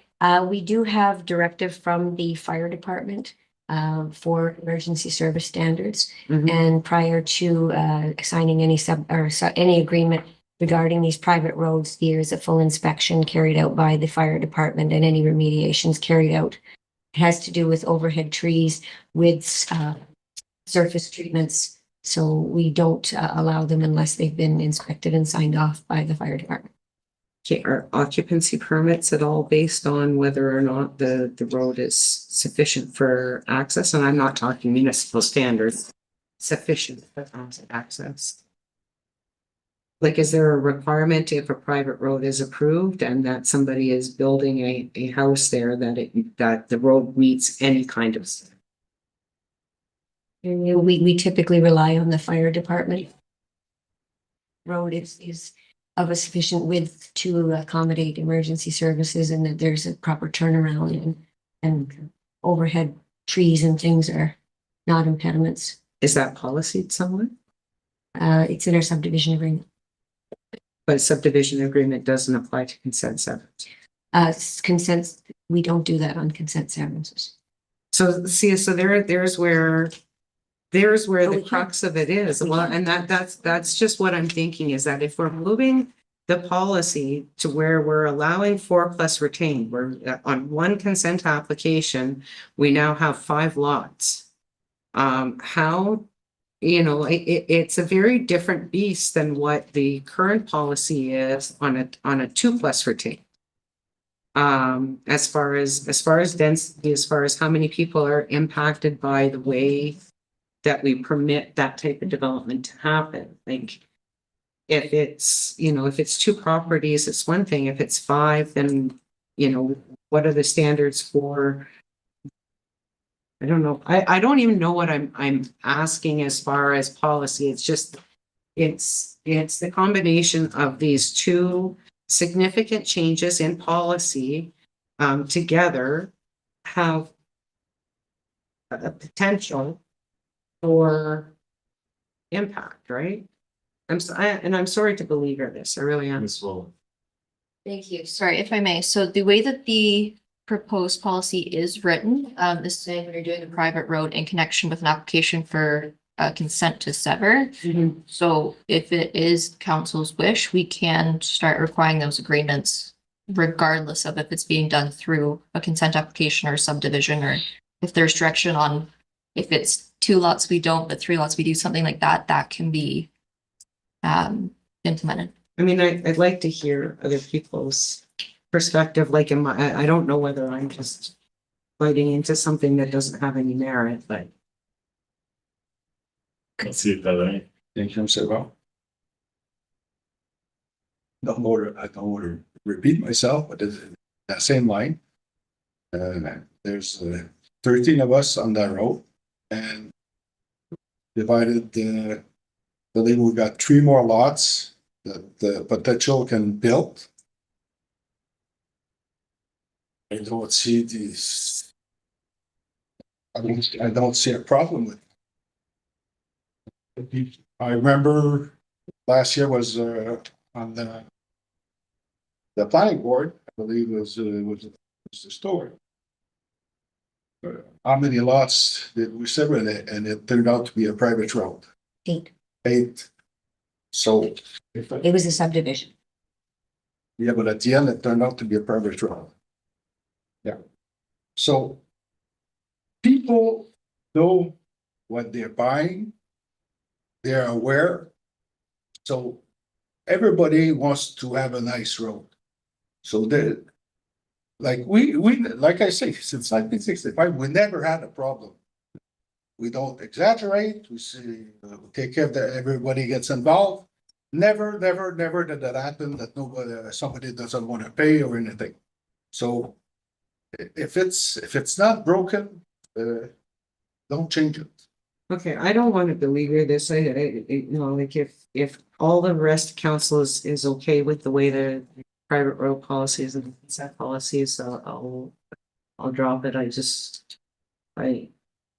Good, so I'll, for myself, I just wonder, like, do we foresee this large influx of private roads coming up here within the next while, or?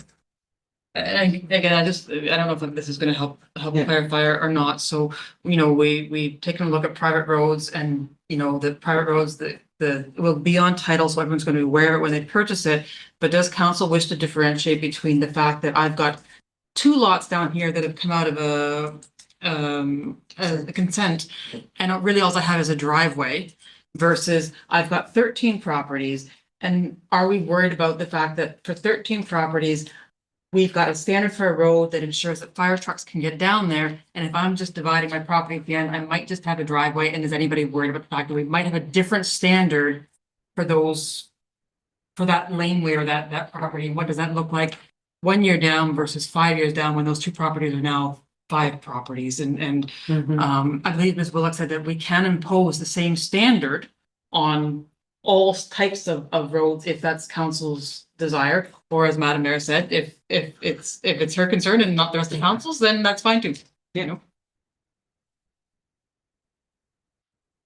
Don't say that. Thank you, Mr. Chair. I'm not overly concerned with this in relation to consent severance. I think we're just adding bureaucracy that will make it more expensive, difficult, people to create private roads. I know we're going to 4+ Payne, but as Councilor Pellerin said, people have to be aware of what they're getting into when they buy into a property that is serviced by a private road. People just have to get along and get on with it. So I do agree the way it's written now. I agree with that going forward, but to extend it to severances, I wouldn't. Thank you. So show of hands, just see where we stand. Who wants to see the changes that maybe Madam Mayor is proposing? I don't even know what the changes are. Okay, so we'll move. Do you have another question regarding a different part of the official plan? We can probably drop this one. Status quo. Yeah, status quo for. But was there something else? Yep, so on the 4 consent severances, you're recommending change now from a 7-year period to a 5-year period. Or a justification for that? Yes, so through Mr. Chair, I know that when we did the council working session, there were a lot of questions that came up around this part regarding if that applies just to the retained or if it applies to all the severed, if it starts, if we're saying there's a 7-year freeze, is that from the day they get their approval, from the day the lots are created, that sort of thing. So this policy was kind of reworked to clear those kind of questions up. In discussing that, if we provide a 5-year from the date of the provisional consent, that will give us, they have a maximum of 2 years to finalize their consent. And it was in discussion with the consultants that for a lot that's been created for a minimum of 3 years, that generally provides enough time for us to see how that's impacted the area, if there's going to be any changes to neighborhood character, that sort of thing, that it's given us enough time to be able to make a proper informed decision for when the next consent comes in. I prefer the 7 years, but. That can be switched back. But. Thank you. Just to be clear, it's 5 years or 7 years from the first consent that somebody would make? So through Mr. Chair, there would be a 5-year period. The way this is written is 5 years from the date of their provisional consent. So if you applied for one lot on January 1st, 2030, that would kind of be your one lot within that 5-year period. But again, because you're allowed 4 consents, you could do one in 2030, one in 2031, one in 32, one in 33, but then you would have to wait until 35 to get your 5th consent, because you have to wait for that time period to elapse to. Sorry, that's hard to explain, but I hope that makes sense. No, that's what I'm saying. Yeah. From the start of your first consent, you have 5 years to sever your other ones. You can sever the other ones. It's just that you can only create 4 within a 5-year window. That's it. Yeah. Starting from your first consent. Is that approval as committee of adjustment, or is Well, I that think we're just- when the lots are actually The created? policy is written from the committee of adjustment decision. But again, if it would be preferred for the lot creation date, It's just that challenge of the date of the provisional consent is sometimes a lot easier for us to keep track of than the day that the lawyers create it and do the transfer. Thank you. Any other questions on this? Well, I guess by a show of hands, who would like the number to be 5 years or set or stay status quo at? So, you know, that. No, it's status quo at 5 years as presented, or move it back to 7 years. So we'll start with keeping it at 5 years as presented and amend. Keep it status quo at 5 years. And then that's it for the plan, but then I will have an additional question in regards to the process. I believe you can jump right in. Nobody else has any questions? I don't think so. Okay, okay, a final on the remaining official plan process on page 98. You have the draft official plan being sent to MMH November 25. But then the statutory special council meeting as per section 26 in mid-December. The purpose of this special meeting in section 26 is to allow council to hear from members of the public. And as has been discussed before, the section 26 meeting should have happened some time ago. And now the process that you're proposing is that we send it to MMAH before council has ever had any formal input from the public. So the process should be that the special section 26 meeting happens, and after the special meeting under section 26 happens, then the draft is sent to MMAH. And it seems a little disingenuous to have a special meeting of council to get public feedback after the time which the plan has been submitted to the ministry. So through you, Mr. Chair, we submit the official plan to MMAH twice. The first time is for their comments on it, and then it comes back, we can make any revisions, and then we do, council would adopt it, and then we send it to MMAH for approval. So that, what we're looking to send it in November is for their initial comments on it. Because that needs to get sent to them for their comment period at least 3 months before we do the section 17 meeting, which is that second special public meeting.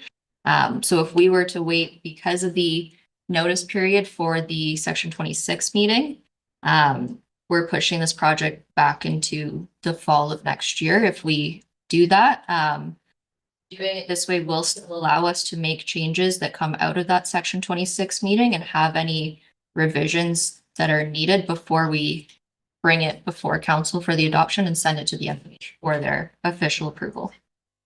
Section 26 of the Planning Act actually states that the meeting is to be held before revisions are made to the plan. Right? And all I'm saying is that we're doing 2 special meetings back to back for public consultation. Without there really, it's almost a waste of time. You're checking a box because whatever comments that we hear at the section 26 meeting aren't influencing the plan that's being submitted to MMAH. Like by statute, the section 26 meeting should have happened before the revisions are being sent, like according to the actual legislation.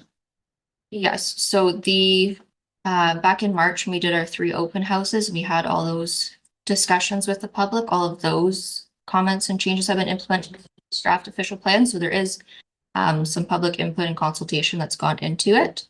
But again, because we're doing that section 26 meeting before the revisions are adopted, we still are meeting the requirements of the Planning Act.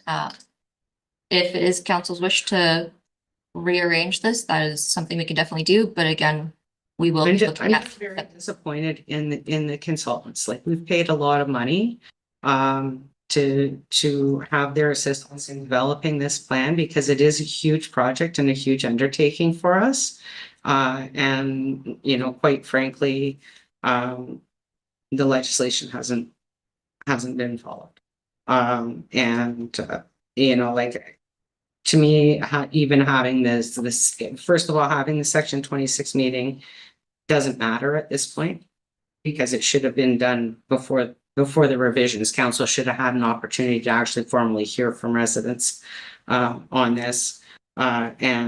Secondly, the suggestion that the only public consultation that council will have to date be planned for the second week of December. Again, seems like a pretty poor timing. I'm not sure that anybody's going to show up on December 15th to talk about the official plan because it's a pretty busy time of year for everybody. So those are my comments on the process of this is supposed to be a community plan for the community by the community. Council has not had an opportunity to engage with the public on this. Thank you. So through you, Mr. Chair, so to Madam Mayor's comments, those are points well taken. We are where we are today in the process. So I know those are your comments, Madam Mayor, but we are looking for it is a council document, it is a policy document. So if council is not in agreement with what's being proposed as far as timelines, please direct us to change the dates and change the timelines, and we'll do so accordingly. So what's being proposed here is we're trying to, as best we can, maintain every step as per the act and expedite the process so that we can eventually get to the official plan and the zoning bylaw. But if council wishes to change course and do it differently, we're all ears. If we want to push the December or the section 26 meeting from December to February or early January, we'll gladly do that. If council wishes to do the section 26 meeting prior to us sending the draft to MMAH, we'll gladly do that as well. It's just we have to keep in mind that MMAH, as per the act, generally have 90 days to get back to us, but it's not generally the course that happens. We generally get those comments back much later than that. That's why I think we've started the work on the zoning bylaw so that we're not wasting more time or pushing this further back and having our OP approved in late 27 or 28 for that matter. So we're all ears. If council wishes to direct us to change some of what's being proposed here as far as timelines, we're going to note that and move forward accordingly. I would just like to ask a question. So we did have a public consultation, maybe not as rigorous as some would like or as well planned or whatnot, but how many people showed up for this consultation? Do we know if there was a lot of public input or participation? It was provided in one of the reports, the numbers. Was at one time, I believe it was about a dozen at the burner in the field one, or probably more than that actually. And then probably about 25 at the Sturgeon Falls event. Okay, so off the top of my head. so we did receive some public consultation regarding this. I'm just not sure. Yeah, so I mean, I have a proposal. I have no issue with the, so I don't have no issue, but I agree that if we want the process to keep moving, that the submission to MMAH needs to happen sooner rather than later.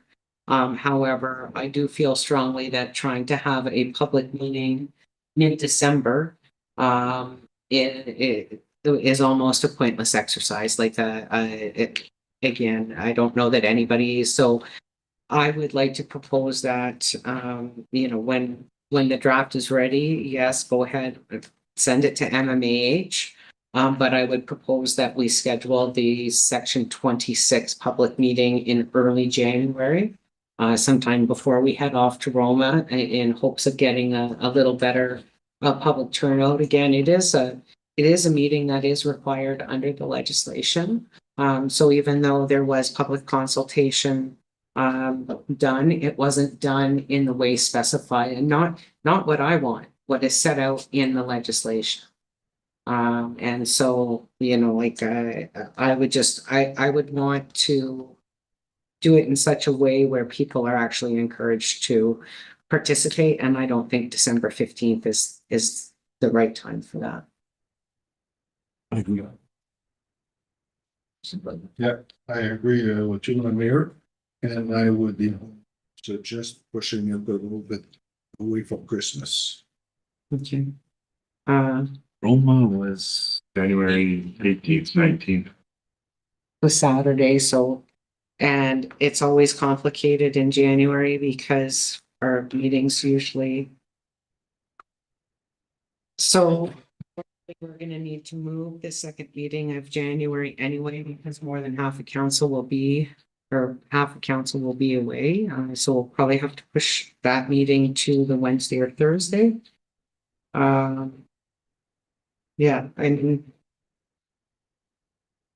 So even if it goes in February, mhm, like, the official plan was supposed to be oversee what, every 5 years or whatever? Mhm. It's been yeah. how many years now? So a few months here or there won't make the difference. Could you bring some proposed dates in January and early February back to the next meeting, and council can select between those dates? And you can look at staff availability and all the other considerations. If there's agreement among council, so. Yeah. Mr. Chair. Yeah, does everyone agree that we receive potential dates early 2026, January, February from staff? A lot of nodding heads, yeah. Thank you. That's it, that conclude our official plan. Yeah. Okay, I'll pass it back over to you, man. Okay, we'll move to 5.2, which is Public Works, and I'll pass the chair to Councillor Gani. Thank you, Madam Mayor. Item at 5.2.1 is the analysis of surface treatment roads versus treated roads versus gravel roads. I'll just pass it to Ms. Hennings for maybe a quick recap, and then I'll open up for questions and comments from council. I believe everyone has read my memo, so it's got the analysis. I looked at kind of like a 10-year analysis, because typically if you get surface treatment on a good road base, at best, it would probably last about 10 years. At worst, we'll get less than that. So if anyone has any questions. So we'll open up to any questions to any councilors. I'll see involved. Thank you, I'll see you going. Yeah, so thank you for the report, it's got pretty much everything.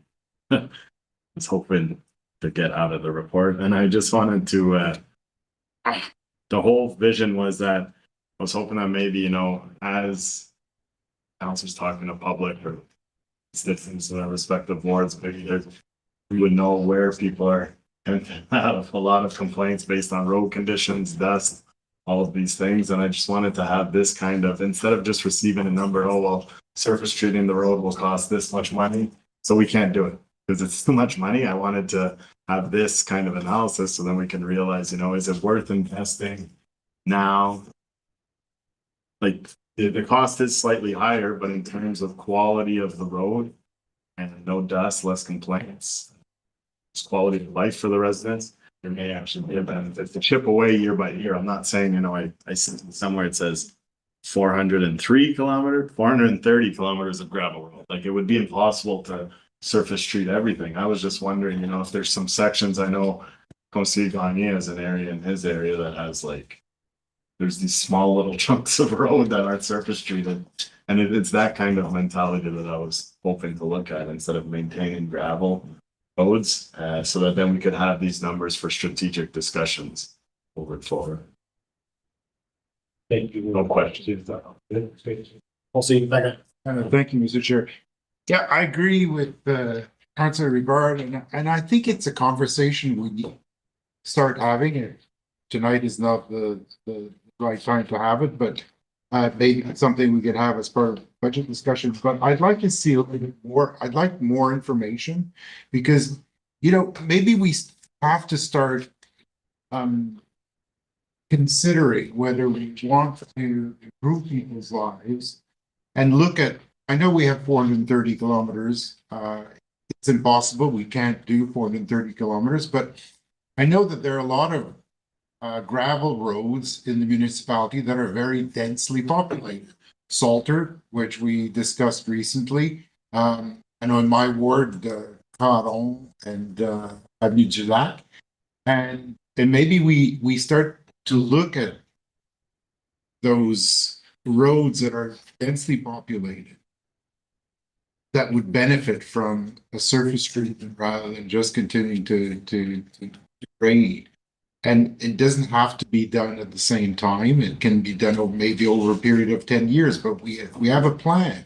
And we look at, okay, how many kilometers of roads could we surface treat that would really, change the lives of a lot of people. And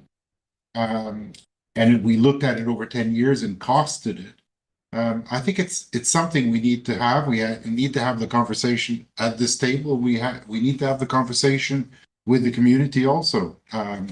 But unless we know what we want to do and how much it would cost, we can't have the conversation here, or we can't have it with the public either. Thank you. See if I have any other questions. Thank you, Mr. Chair. I see here you have the analysis of surface treated roads versus gravel road. Now, surface treated, are we talking about chip and tar, or are we talking about pavement? Chip and tar has, it says in my memo.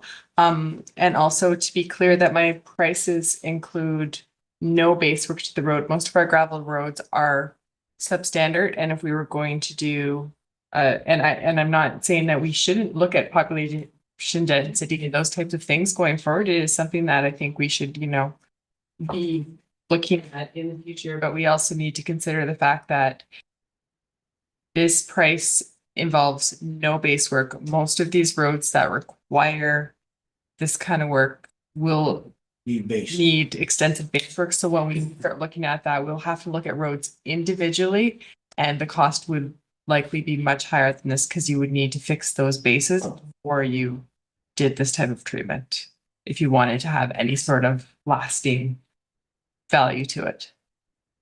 Okay, if I may, once it's chip and tar, and so it gets abused by traffic, and then you start having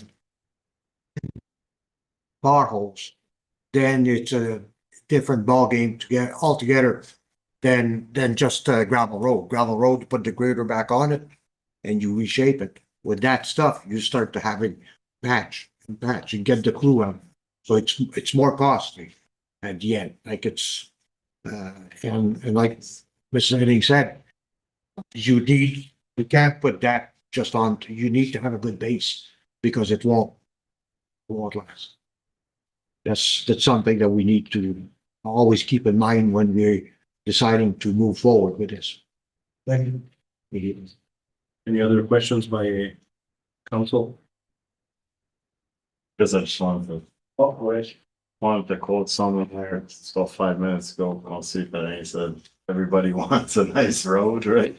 And this is kind of what I think about when we're talking about private roads. It's for kids biking, safety wise, rocks flying up. It just makes me think like some of these roads, yes, they've been gravel our whole lives or forever, but there may be an extra 50 homes on some of these roads over the past 20, 30 years, right? That's what I'm kind of coming at too. Is some of these roads, maybe we do need to start allocating some money aside to improve some infrastructure in our areas. I do get that there's a deficit with all of these things, but I just wanted this to see now there's a base that you kind of know once the base work's done, the cost difference isn't that crazy over 10-year time.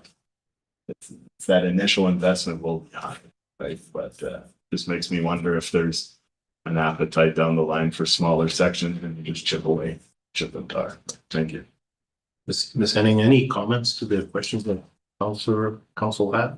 No, I think it's been a good discussion, and I mean, going forward, it's definitely something that we should look at and be considering. But we also do need to keep in mind that we have a lot of asphalt and surface treated roads that are in poor condition and we're unable to maintain and upgrade those. So it's something that we will have to weigh very carefully going forward. Thank you, Councilor Moy. Yeah, that's what I was gonna say, we should focus first on the roads that we already have laid and Jupiter. And there's still lots of road that needs gravel. So that would be a priority. Thank you. Anybody else? See you The last comment, I'm sure that some people are aware of the 805 highway. There's a stretch that used to have chip and tar on it for 7 kilometers. And the committee voted to have it removed because it was rough, way too rough. They had to patch it all the time and they couldn't maintain it. So they decided to bring in the machine and just rip it, and now it's all gravel. They didn't vote to bring it back on because of lack of upkeeping. Thank you. Thank you, Jose. A lot of good tests. We got Leclerc Road, that's paid, and we got Eugene, that's Chip and tar. chip and tar. So in 7 years or 10 years, we'll figure it out. What was the most costly and Thank you. And don't forget, we have to keep in mind the difference in traffic also, because I don't think they have the equal amount of traffic and the type of traffic too. Maybe, okay? So any other questions? I'll just make a final comment is that I like the discussion. I know we have pockets like especially where I live currently, there's like 2 small roads that are gravel roads. And then there's no gravel roads around, so maybe there's some situation where we can maybe look at, is it smart for us to actually maybe chip and tar those little, like, I'm not thinking what kilometers of roads, they're small roads, so maybe I can have that discussion with you, Ms. Henning, to maybe look that in the planning for public works. But I'll make a comment which might not be popular with residents, but it's kind of buyer beware. If you buy a house and you're on a dirt road, don't expect your dirt road to be paved just because you moved there or you've been living there and you had dust. I did have the discussion with Ms. Henning in regards to dust season, which we've had all summer because we've had no rain for almost 3 months. But now that we've had rain, now we're gonna get pothole complaints, and when is the grader gonna come around? And once you pass the grader, well, the calcium that was put on during the summer months will be pushed away, and then the dust is gonna come back until the snow gets here. So it's a vicious cycle. We can't afford to pave everything as much as we'd like to, but we do have a needs roads report that was provided to us. And I think Ms. Henning, with the staff that she has, they look at the most economical way of replacing those roads, thinking about infrastructure that needs to be touched if you do have water and sewers on those roads. So that's all being taken care and accounted for, and that will be come to us at the budget deliberation for the next budget cycle that it's coming soon. So for that, I'll close this session of discussion, and I will move on to the next item, which is 5.2.2, the update for the Champlain Bridge sidewalk, which is on the south side. We've all had the report. I want to ask Ms. Henning for an update because there is a safety issues. So I'll open it up for questions immediately to see if any council has any questions for the sidewalk. Questions or comments? We'll see if Thank you, Mr. Chair. Through you, I just wanted to know, is there not a scope for like temporary repairs that? We attempt temporary repairs and the damage is too extensive. Like if you want, I will take you for a little site tour and you can look at it and you'll understand.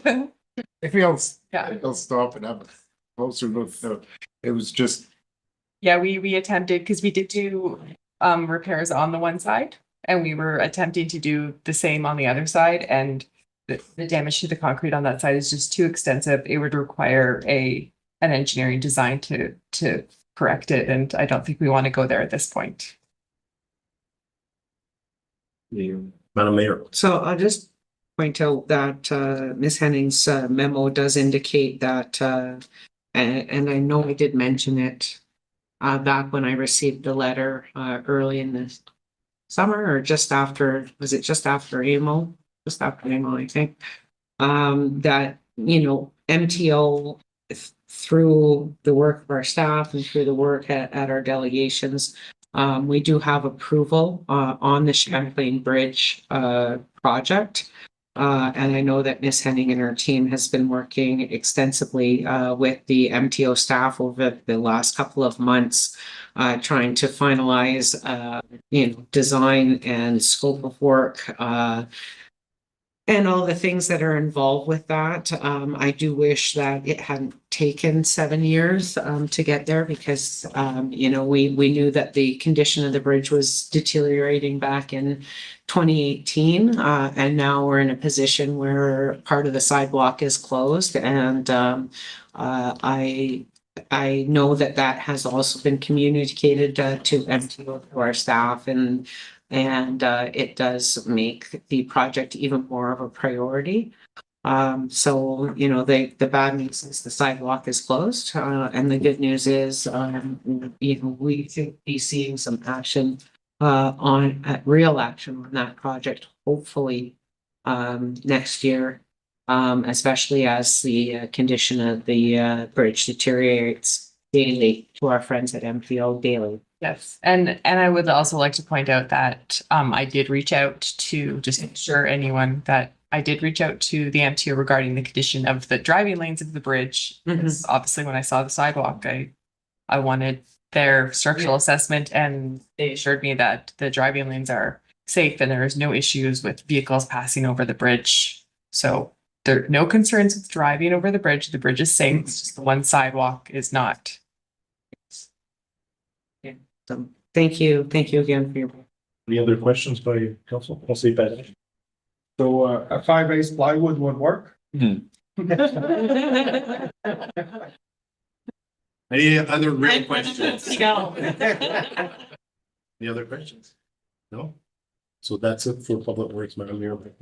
Thank you very much. We'll move on to community. What's that? About 2 sheets. Motion to, no, not yet. First I'll take a motion from Councillor Nicol. We're moving on to 5.3.1. I would like to make a motion in the interest of time. Motion in the interest of time to defer 5.3.1 to the next meeting or next meeting? Next meeting. It's pretty fast. We can just. Caitlin said it. I If we're running out of time, it's not a huge priority because it's nothing that's gonna happen until next spring anyway, correct? Yeah. So there's a motion on the table. Councillor Ferrand, second. Okay, questions or comments on the deferral? All in favor? Carried. I guess we don't even really need a deferral because it's committee, but. Okay, update on museum operations. I'm sorry, community services. Councillor Rivard. That's all right. Would you like to chair? I think we could have went through that other one within 30 seconds. We'll go to update on museum operations. I'll pass it over to Superintendent Museum. Thank you. Through you, Mr. Chair, provided a memo to council regarding changes requested at the museum. It's a change in service, so we do come to council for those types of decisions. Our off season is from September to May. We have been traditionally staffing that the museum on a Monday to Friday 9 to 5 basis.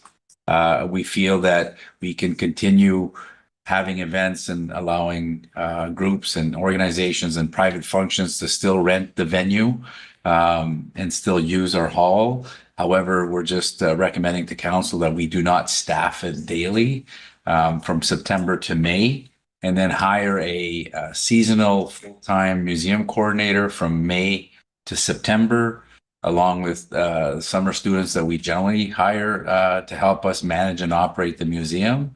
And during our off season, our community development or community services staff will oversee any type of requests, or if we host programs or our own events at that venue, the venue will still be operational. There'd be a saving of half an FTE. And we just feel that that's the best path forward and the most efficient path forward for the museum. Thank you. Let's see if I. Thank you, Mr. Chair. Through you, do we have data on footfall in the off season compared to the summer? Just roughly.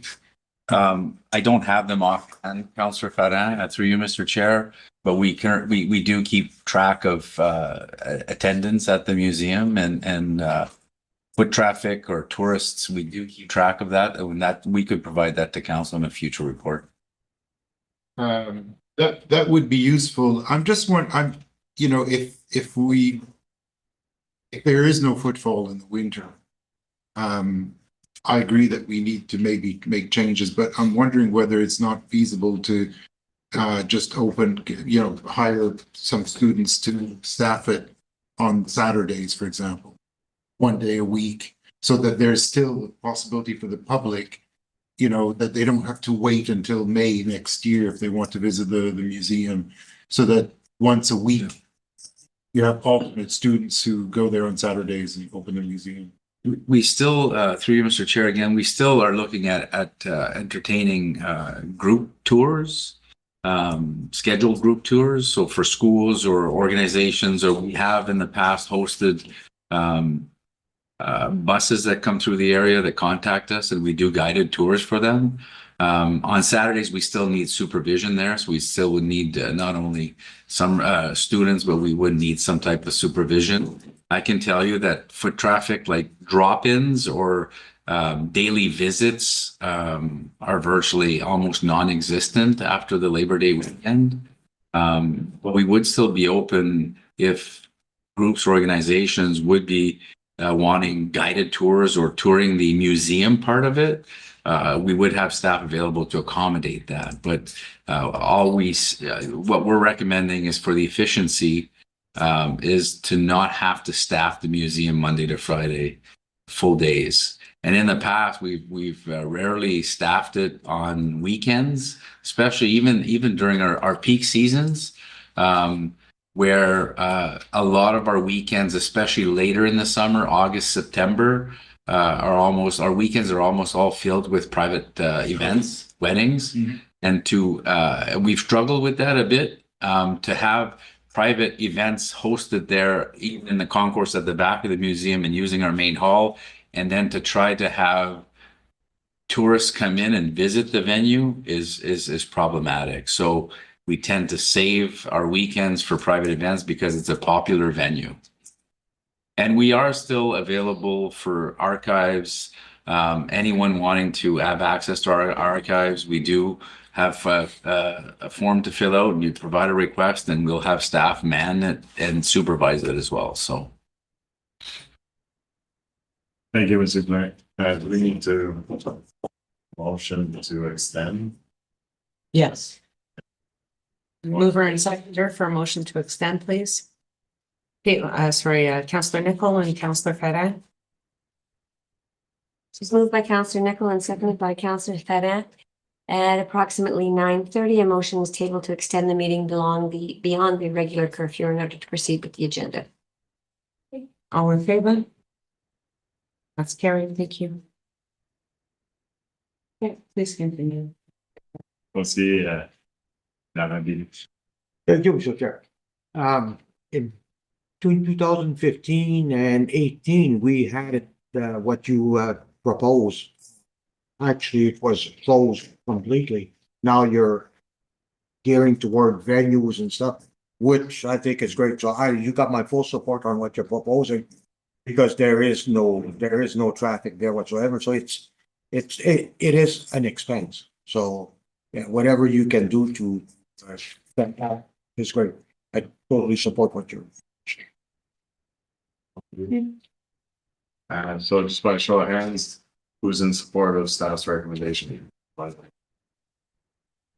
Thank you. The addendum, there's another item here, or No, that goes down? I'll do that under. Pass back to you. Okay, and thank you. We'll move on to item number 6, our regular meeting. Madam Clerk. It is moved by Councillor Perrin and seconded by Councillor Gagne. Be it resolved that the consent agenda for the council and committee of the whole meeting on October 21st be approved as presented. Okay, questions or comments?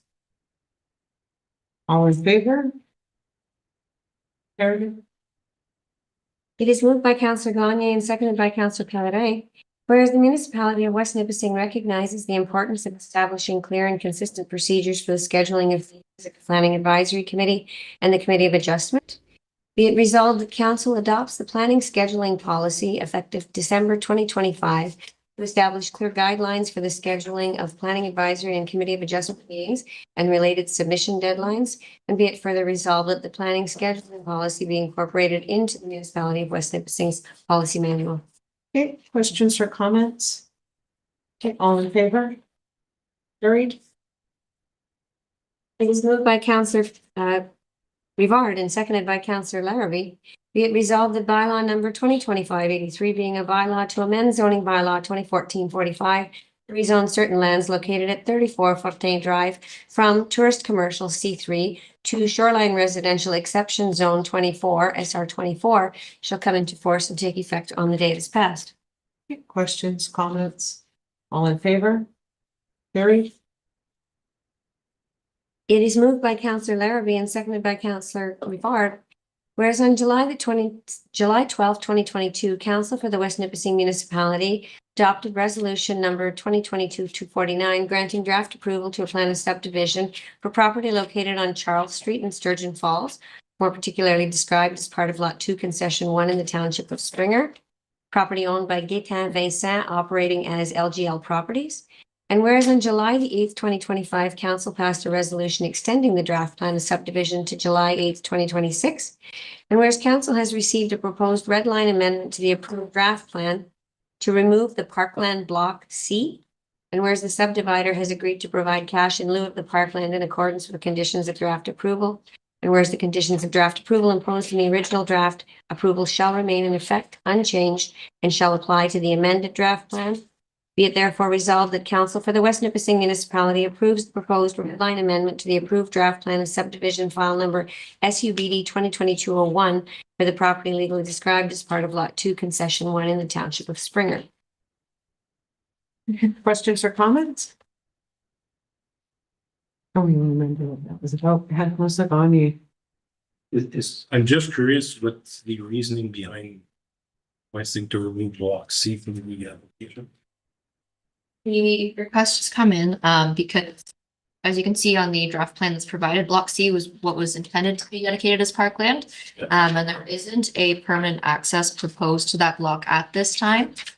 And the municipality would require an access to the property so we can maintain it. So they would have to either provide a strip somewhere else on the property, which will preclude the future development of the lands. So instead, they're just gonna give us the money so we can invest it into a park where we think it's best. We'll go from there. Okay, follow-up question, Madam Mayor. Is that at Charles Street, the private road, or is that just a regular road? That it will be a municipal road once we assume it. Okay, thank you very much. No more questions, Madam Mayor. Thank you. Anybody else? Okay, all in favor? It's carried. Thank you. It is moved by Councillor Rivard and seconded by Councillor Larrabee. Whereas Council discussed the preparation of a request for proposal for the development of the riverfront and Demers Street properties, and whereas Council determined that an ad hoc committee should be established to formulate the terms and conditions of the RFP and to participate in the evaluation process, and whereas Councillors Larrabee, Pellerin, Gagne, and the Mayor have volunteered to serve on the said committee. Is that correct? No. Correspondence. Yeah, we skipped. I'll go back. Were there not 4 on that ad hoc? Oh, it was Larry Pellerin. It was 3. Okay, sorry, I thought the name You was on added it. me. Okay. I might show up anyway. In whereas councillors Larrabee and Gagne volunteered to serve on the said committee, be it resolved that council establishes an ad hoc committee for the Riverfront Demers Street request for proposal process comprised of councillors Larrabee, Pellerin, and Gagne, developing the RFP framework and participating in evaluation. Be it further resolved that staff provide administrative support to the committee as required. Questions or comment? All in favor? Okay, thank you. It is moved by Councillor Larrabee and seconded by Councillor Rivard. Whereas at the meeting of October the 7th, council discussed the disposition of the former fire hall property located at 1377 Tomico Road, legally described as Block B, Plan 36M 392 in the Township of Grant. And whereas council was in agreement that the property should be declared surplus to municipal needs. And whereas council requested that staff report back on the feasibility of dividing the property into 2 lots and outline the requirements and necessary process to do so. Be it resolved that council declares 1377 Tomico Road to be surplus and directs staff to investigate and report on the possibility of dividing the property into 2 lots, including any planning, servicing, and regulatory requirements, and 2, obtain an opinion of value for the property both as a single and 2 smaller lots. Okay, questions or comments? All in favor? Carried, thank you. It is moved by Councillor Rivard and seconded by Councillor Larrabee. Whereas the Director of Corporate Services has presented to Council the 2025 third quarter variance report for water and wastewater operations dated October 16th, 2025. Whereas the report provides detailed variance analysis of revenue and expenditures for the period of January 1 to September 30th, highlighting overall financial trends and capital project process. And whereas the report identifies that the overall operations remain stable despite increased hydro and utility costs, with HR costs trending under budget and overall capital expenditures remaining below projections as of the third quarter. Be it resolved that Council for the West Nipissing Municipality receives the third quarter variance report as presented. It further resolved that the report be filed for information purposes and staff continue to monitor operational and capital budget variances to ensure fiscal stability through the year end. Questions or comments? By Councillor Fetting. Thank you, Madam Mayor. When we received the second quarter report, originally I had submitted a question about the capital summary. And just wondering if we thought that the remaining 2.9 million will still be spent this year. The report has comments on the operations side of it and not on capital. Majority of it will be spent this year. Will be spent this year, okay. If I can just tag team with Ms. Henning though. So the work in progress section of it that we expect. Ms. Henning was giving some updates on the work at the water towers. The one that probably will not get completed before year end, which will end up being a work in progress, and the amount kind of carried over is the roof at the wastewater treatment. The roof that it should be starting this year and Yeah. carrying, Yeah, yes. so it's not likely to be finished. You'll see it in work in progress going forward. Oh, I'm putting my hand up for myself. Has the digester project been awarded? Like, is it underway?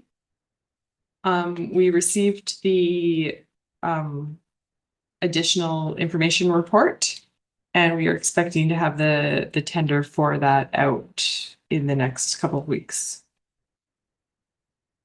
Councillor Gagne? Yeah, I'm just curious, that HR cost is because we have the empty position that we have a surplus. It's a combination of things, sorry.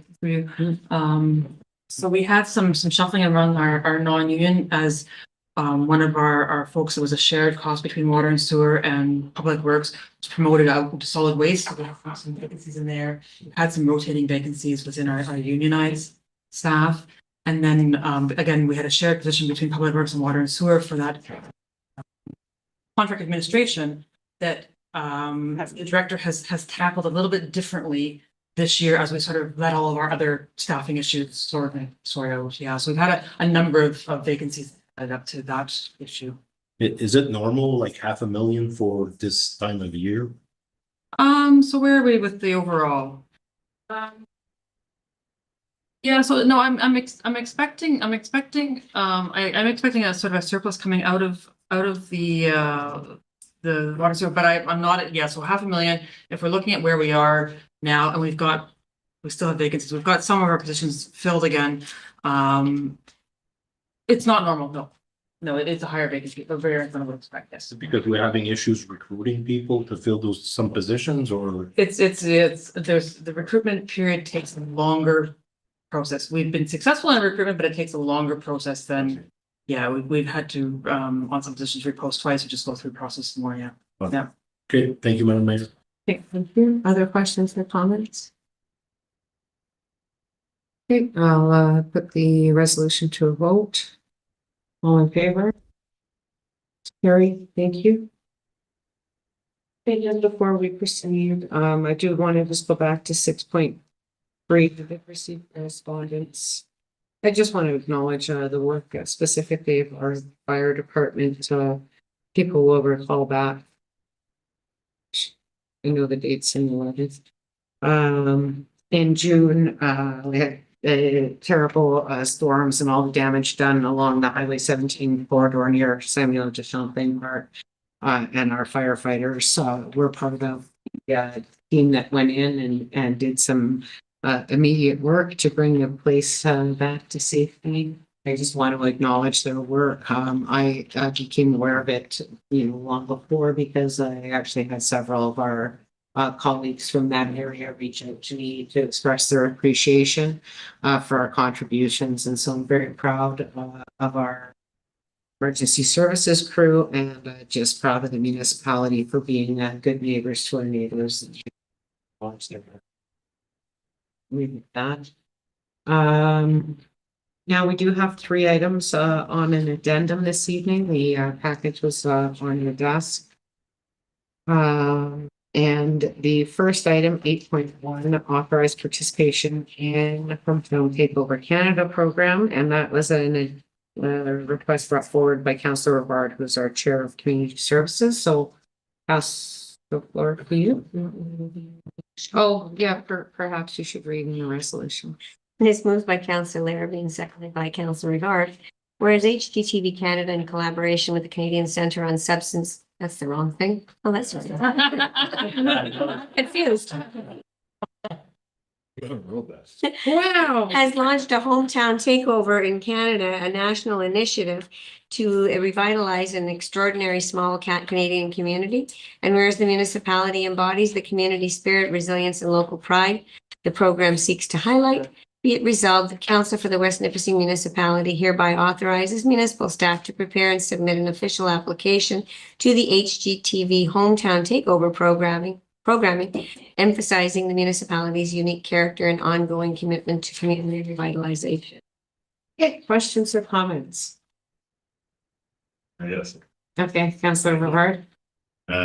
So yeah, this is something I think we all got the email from Monsieur Lavoie, and then I saw there was some commotion going on Facebook regarding this when it was announced, and I thought it was kind of neat, so I did a bit more research into it, and I took the time to watch a couple episodes as well. It's kind of neat how well they kind of showcase a community and they promote a community, like businesses, local parks, history, all things like that. One quote that I really liked, I'm big on quotes tonight, but the one thing I really liked in the one episode was the host mentioned that every small town is different. Every small town has unique significance that no other town has, so you have to celebrate that. And they did a really good job in the 2 episodes I saw. Like they just kind of empowered a community group, and it's fairly minor work. It's not as big as, we'll go get a grant for Blue Jays Field of Dreams and I have to pitch in another $1 million. I don't believe this is a little more small scale where, maybe my idea when I heard that quote was maybe we could empower, the Friends of Sturgeon Falls Beach with their work on the pavilion. They could kind of promote that and maybe help them with signage, or I know that they wanted a walking path, an accessible ramp, things like that, right? That can maybe help. Or the beautification committee, you think of all those statues that were put downtown, and we have that old fountain park area. Maybe they'd want to revitalize that. And, you know, maybe some of these groups have some funds that they could provide HGTV to help with, because from what I'm reading is the money, the renovation projects aren't necessarily paid for by HG. So it's not like this is gonna be a huge project, but maybe if we do decide to go this route where we're successful, it might be a time it's a great way to show recognition for all the hard work that these groups have done in these areas, where we can throw a bit of money, try and revitalize these areas and recognize them and make them feel appreciated. And then that way maybe kind of encourage more volunteers to come forward. And it's just a great economic development opportunity, I think, because they really promote the town and make it's kind of neat to see. So I'd suggest taking a look at the videos. They're not very long. They're maybe 15, 20-minute episodes. So it's just kind of neat to see what they do. And I'm hoping that we can be successful here as well. Thank you. Okay, thank you, Councillor Rivard. Questions or comments, others? If there's a resolution on the floor, I'll take a vote. All in favor? It's carried. Thank you. It is moved by Councillor Rivard and seconded by Councillor Larrabee. Whereas an invitation was extended to Mayor Kathleen Rochon by the Canadian Centre on Substance Use and Addiction to participate in a national panel discussion entitled Putting Communities First, How Small Cities Can Tackle Canada's Substance Abuse Crisis at the Issues of Substance Conference taking place in Halifax, Nova Scotia from November 17th to 19th, 2025. And whereas Mayor Rochon has prepared a memorandum dated October 20th outlining the details and benefits of participation in this national event, be it resolved that Council authorizes Mayor Rochon to attend the Issues of Substance Conference in Halifax, Nova Scotia, November 17th to 19th, and to represent the municipality as panel participant. So there is a memo there with all of the information. Just the important part I want to mention is it is an initiative that I've been working on over the last year. There's been dozens of mayors involved from across the country, and I was quite honored when I received the email last week asking me to be one of 2 mayors to participate during this panel discussion.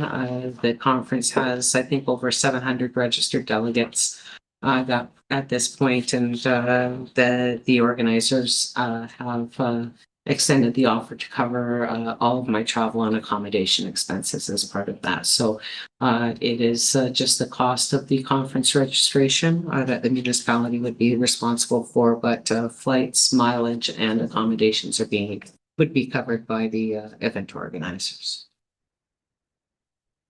Questions or comments? I have a question.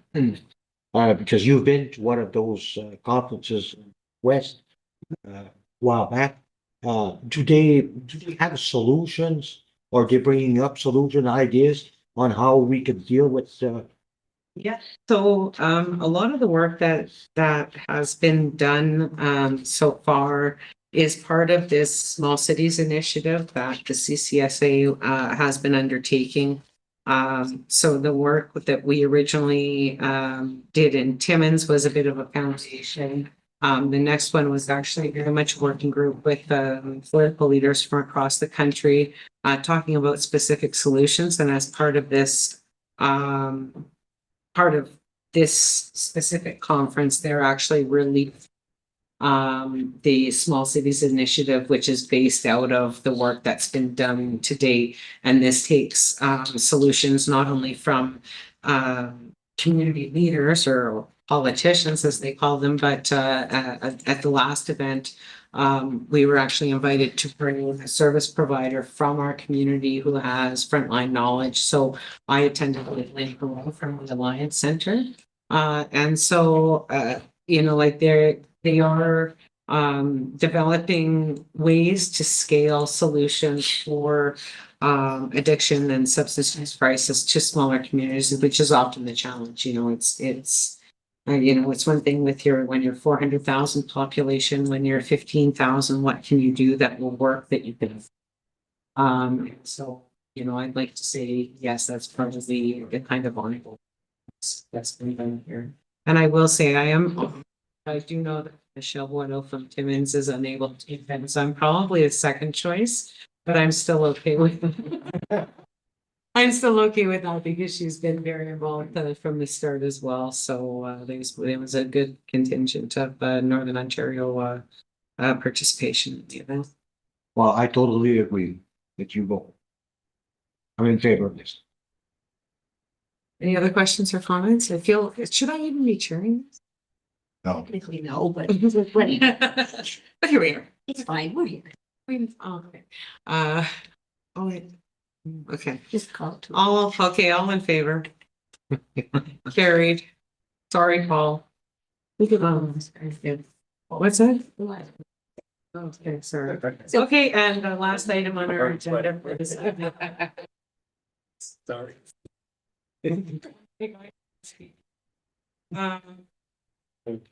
One last item, Madam Clerk. It is moved by Councillor Larrabee and seconded by Councillor Rivard.